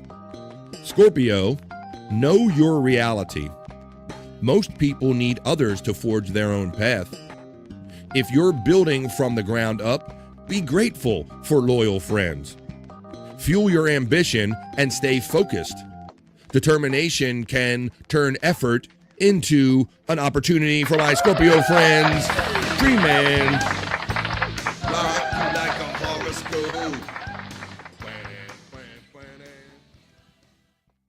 As a card-holding member of OSHA, I must close this hole. I don't think that's allowed. That's not allowed, FJM, because we had a hole constructed by Oscar Electric. He built us an amazing AI hole, and nothing happens bad in AI, as we know, FJM. Just a guess. Nice. I start work in 8 minutes. Rob Taker says, let's see. There's many Tardus, too. Tardus or Taurus? One of the worst cars ever made, checking in, the Taurus. Stupid question. How can you be two different things 6 months apart? I don't know if I always follow this. But I do understand that there are people on the cusp. I'm really close to the edge on Virgo because I'm a Virgo. We haven't gotten to that yet. My birthday is on the 21st. Virgo ends on the 22nd. It runs from August to, but we can get, I don't know. I don't get to them. I just read them, Rob Taker. Let's see what we got here. Let's see what we got. We have Juggalette Jen checking in, being generous. Because even with all the fun we're having, she still remembers that it's a Whack-A-Goal Wednesday. Thank you, Jen and everybody. Thanks, Jen, for your contribution for Whack-A-Goal Wednesday.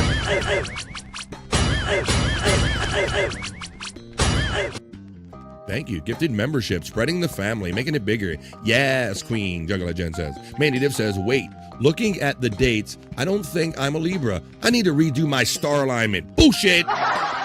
There you go. Well, when you figure it out, Mandy Diff, you support me here every day of the month. I will gladly read whatever you think you are. Gracias, BF. And I say Donata to my friend Pecan checking in. I thought I was Scorpio for like 10 years. Really? So this is very interesting. I'm glad we're all. So you thought you were a whole other sign, Bobby Nick? Yeah, for real. Somebody told me that, and that's what I stuck with. And then I actually looked it up, and it was like, nope, Sagittarius. Well, it's funny because I guess I was put onto this at a young age, and I thought that other people's astrological signs were cooler than mine, Bobby Nick. I thought that, you know, like the sign for like Cancer, like the crab and all that stuff, like everyone seemed, and I'm like, I got excited. I'm like, well, what's mine? Oh, you're Virgo. That's a virgin. Right, all of a sudden, horoscopes weren't exactly a fun thing for me as a teenager anymore. It took me a little past getting past that virgin stage before I wanted to acknowledge that. Let me see. Jen indeed is a Cancer. But what's her astrological sign? That's what I want to know. Aries is her birthday sign, Mandy Diff lets us know. Heard that. Widow Killer says, oh God, PCL just posted a video of Perry walking around LA looking for breakfast and harassing women. Shut the fuck up. I didn't say it. Widow Killer says that you're out there and it's going to be on social media. My mom is a Pisces. Well, I'm going to read this for... God bless you, Mandy Diff. This is for Mama Diff. We know because you shared your struggles, your health struggles with Mom at the end, but it sounds like you did everything you can, and she bounced back a couple more times than we ever expected, Mandy Diff.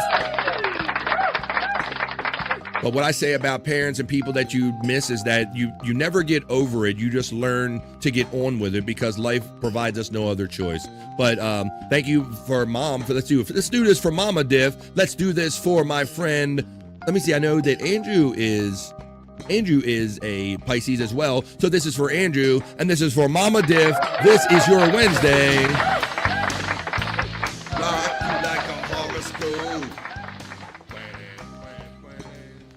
Mom is a Pisces. Daddy is a Virgo. Mama sang bass. Daddy sang tenor. Let me see. Mom is a Pisces, so that's what we're reading for. Rest in peace, Mama Nick, and all the Pisces, Mama Diff, that is, and all the Pisces joining us today.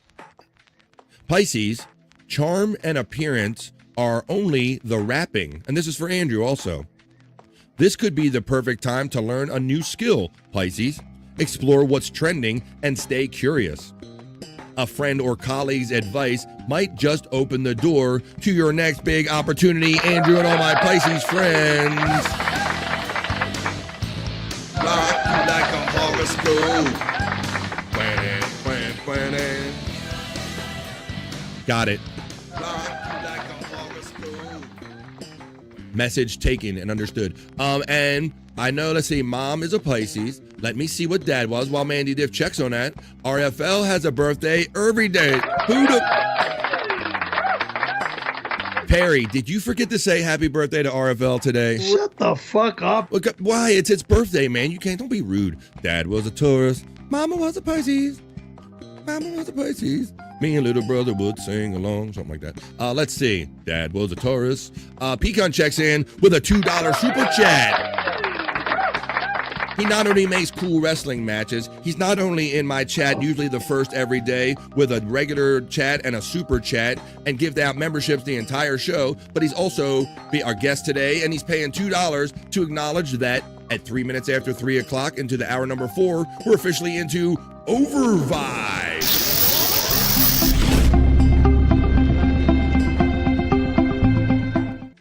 Thank you, Pecan. I appreciate your contribution and all your contributions, but especially today on a Whack-A-Go Wednesday.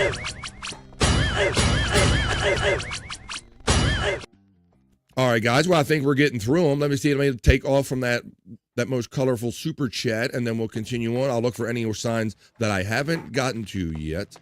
Let me see. I'm trying to. Oh, there it jumped. We're in Overvibe. There we go. We got Bob. Yes, we got that. Yeah, there's Bobby Nix in the lounge link, folks. And at 4 minutes after 3, I'm going to try to wrap it up in a quick fashion so Bobby Nick can be over there about 3:30 or so, which is, I think, when he's been scheduling the shows recently, because you're about to go in the lounge immediately following today's show. Yes, I am. Bobby Nick is going to be playing for $1 per song per request. It's a bargain over there on Rumble. Go listen to your favorite songs. Listen to your other people in the chat community's favorite song. And if you hang around long enough, you get hit and showered with love over there too, with memberships and with dollars, with people kind of giving you money, saying, here's $1 for this person to request a song. So hang out right after this show in the lounge with Bobby Nick. Wowzers Fish. Mom and Dad met on a fishing charter called the Head Boat Buddies Pirate. There you go. Thank you, Pecan. I'm higher than 5 kites. Oh my God. Oh my God. I'm so high. I don't know where I am right. I'm higher than 5 kites up in here. Then Pecan hits us with a gifted membership. Continuing the streak on a Whack-A-Goal Wednesday. Thank you, my generous friend and guest today, Pecan.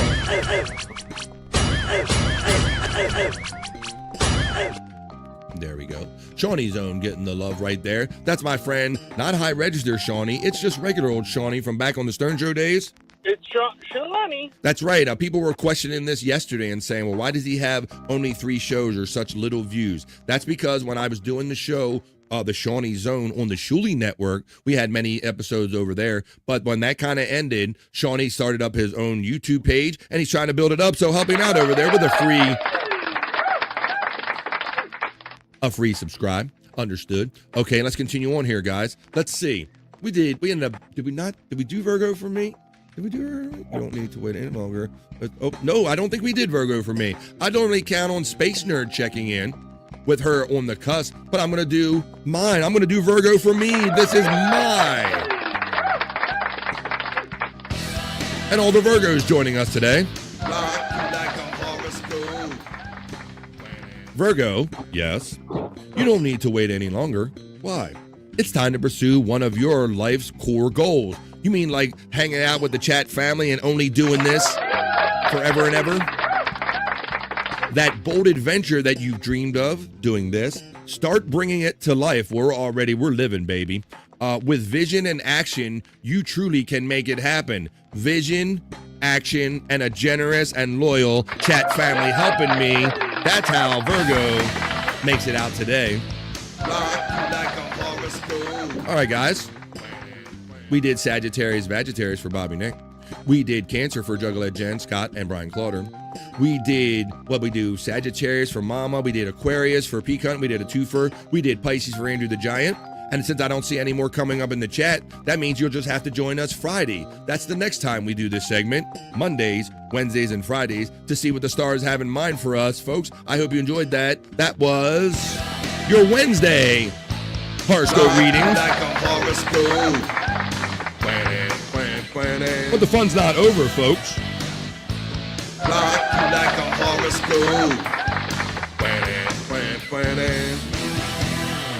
Here I am.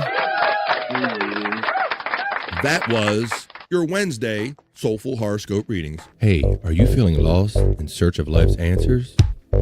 Well, search no further. This is BS Soulful Horoscope readings.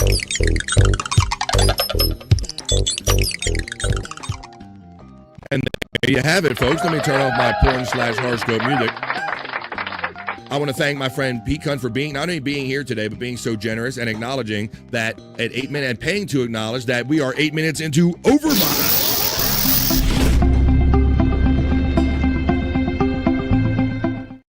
Now, folks, unnecessary echo. Now, there's nothing more than I would like to do. I could do this for like another hour or two. I'm feeling great. I'm having a great Tuesday. I hope that this was a great Tuesday. Tuesday? I had a great Tuesday. Wednesday. I'm having an even better Wednesday because that's the day it is. I'm having so much fun. I don't even know what day it is anymore, folks. Plus, there you go. I blame weed. But what I'm getting at, folks, is that I don't want to hog up all the fun for myself. I could keep going and do other stuff that I have written down here, but I'm going to save it for tomorrow because we're going to wrap up this fun episode because more fun is waiting to be had over there in the lounge with Bobby Nick. So we're going to do our little go around here and everybody's going to do their plugs and tell them where you can find them on YouTube, social media, or any last words. My friend Peacunt, thank you for your generosity and your enthusiasm, Bo. I've told you this personally on air that it's not every day. I think like maybe people aren't in a mood for BF today, but when I see your enthusiasm in there and your super chats, it makes me go. So thank you, Peacunt. Any last words or plugs you would like to give, Peacunt? Just check any of my wrestling videos on the Peacunt 420 and like, share, and subscribe. And I appreciate everybody who watches and donates as well. There you go. Well, thank you, my friend Peacunt, for always wanting to hang out. Phone Loads must have got back because he's back saying, what's up, guys? We're about to pull this train into the station, and then we're going to board another fun train that we're about to tell you about when we get to Bobby Nick's plugs. Just Mike checks in. He does his rock. He has a rock show that he does right here on YouTube and on social media. Check out Just Mike on here. What's up, Mike? Checking in on the vibe as we wind this down. Feeling gay, feeling gay, feeling gay. Also, sweet Bobby Fran. Well, thank you, Juggalette Jen. I appreciate you so much as well. Okay, we checked out with Peacunt. Now we're going to go to the superstar right here himself, Andrew the Giant. Are you with us, buddy? Would you like to say some last words and plugs? He's on mute. Oh, wait a minute. Hang on. I got it. All right, go, Andrew. You're off mute now. Well, we got Andrew the Giant 96. Yes. We got No Filter Andrew and friends. We got Eweezy95 on Instagram. Andrew, before we leave today, would you like to give us the updated subscriber count as Andrew strives to make 40,000 subscribers even, Andrew? Where are you at, my friend? I mean, a little... 39,918. 39,918. Wow. Carry the one. That means he is, what, 82 subscribers away from 40,000. The hardworking, podcast-loving Andrew the Giant. You can see him on Andrew the Giant 96, which is being the channel this show is being co-streamed on currently. And he has a whole nother channel, No Filter with Andrew and Friends. You might see him there. No, you will see him there on Tuesdays, Thursdays, and Saturdays as they do their damn thing. I got so many things backstage. Let me remove Andrew's stuff. We did Pete Hunt, we did Andrew, and now I move on to Scott Fitzpatrick. Scott, any last words, thoughts, or plugs, my friend Scott Fitzpatrick? You know, I'm going to kind of forgo my usual plugs and plug a few other guys. I'm not sure how to get to their channels or what they're doing or if anybody can help with that information. But Oscar Electric for the video, wherever we can find his channel, I would like to plug him. And I would also like to plug Poppy. I was like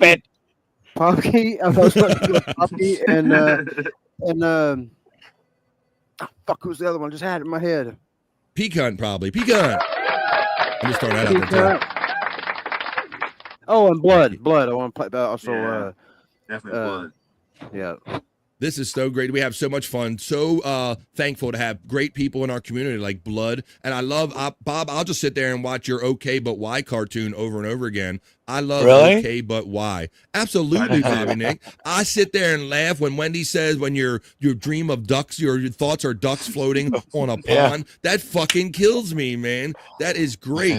You have to see Okay But Why over there when you're watching Bobby Nick. That's a fun cartoon that was made by yet another Creative Chat family member, Blood. Let me see. I want to make sure I failed to run. Oh, it's because I haven't gotten to him yet, folks, because it's pen and paper time. We did Pete Hunt. We did Andrew. I thought I didn't run his shit, but it's only because we didn't get to him yet, folks. So we're getting ready to head over in the lounge. I'm not trying to steal your thunder there, Bobby Nick. I'm just trying to give people time to get their pad of paper, get a pencil, because Bobby Nick's going to tell you where the fun's going right after this show. Go, Bob. Tell me.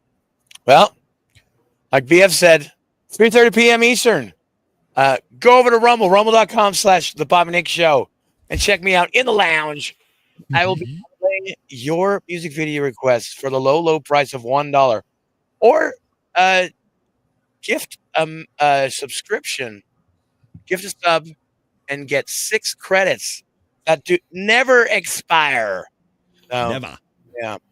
And then tonight at 9 p.m. Eastern at Bobby Nick 1978 on YouTube, we got the Lunatic Lounge Boner Show. Oh, shit. Member up. It's only $5 a month, folks. And then after that, at Bobby Nick 1978 as well, 11:15 p.m. Eastern, we're going to be doing the late night with Bobby Nick. So check that out, too. So you guys well know that's why I simply sum up every BF Live the Vibe plug segment by Bobby Nick by simply saying you just turn on your YouTube on any given day or moment and you will almost certainly see Bobby Nick there. Well, there you go, folks. That's the fun we had here today. I want to let everybody know that if you are currently still in this chat of BF Live the Vibe and you're interested in heading over to the YouTube part when Bobby goes over in the lounge, you will be redirected if you're in the chat at the end of the show. Everybody's shuffling over to the lounge, so you kind of watch the beginning of the show on both services. He goes Rumble exclusive. Go hang out for $1 a song. It's a bargain. It's in the lounge with Bobby Nick. And Bobby Nick, I must have to point out real quick, I noticed you're getting a little bit of that announcer voice there, buddy. That little rasp. I think Jen was kind of busting on you the other day about it, right? Mm-hmm. Yeah, it happens once in a while when you're. That's because the man, he's the hardest man. He's the hardest working man in podcasting. That's right. I don't know how to spell honored. Honored. Yeah, right on Oscar Electric. I'm honored. Oscar.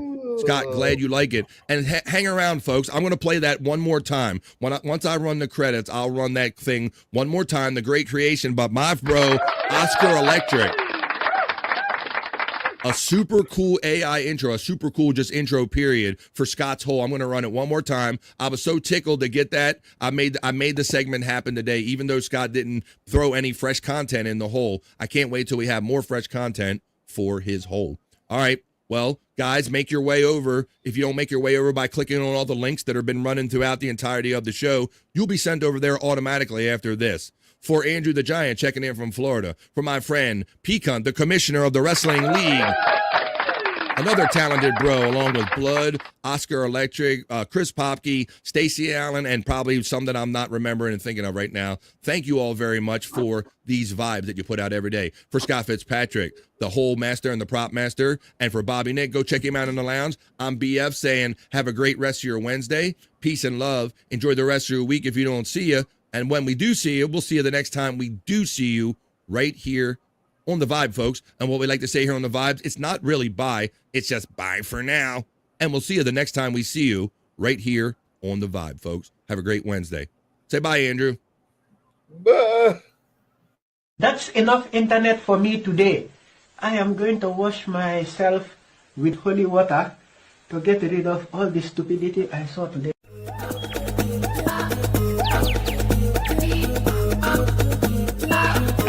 Jackie Mason. Fucking Bobby's fucking funny. Bobby Grant. I gotta give it to you.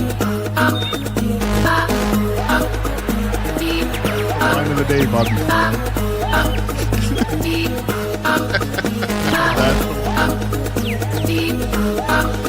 Super creative, super original. There's a show called The Vibe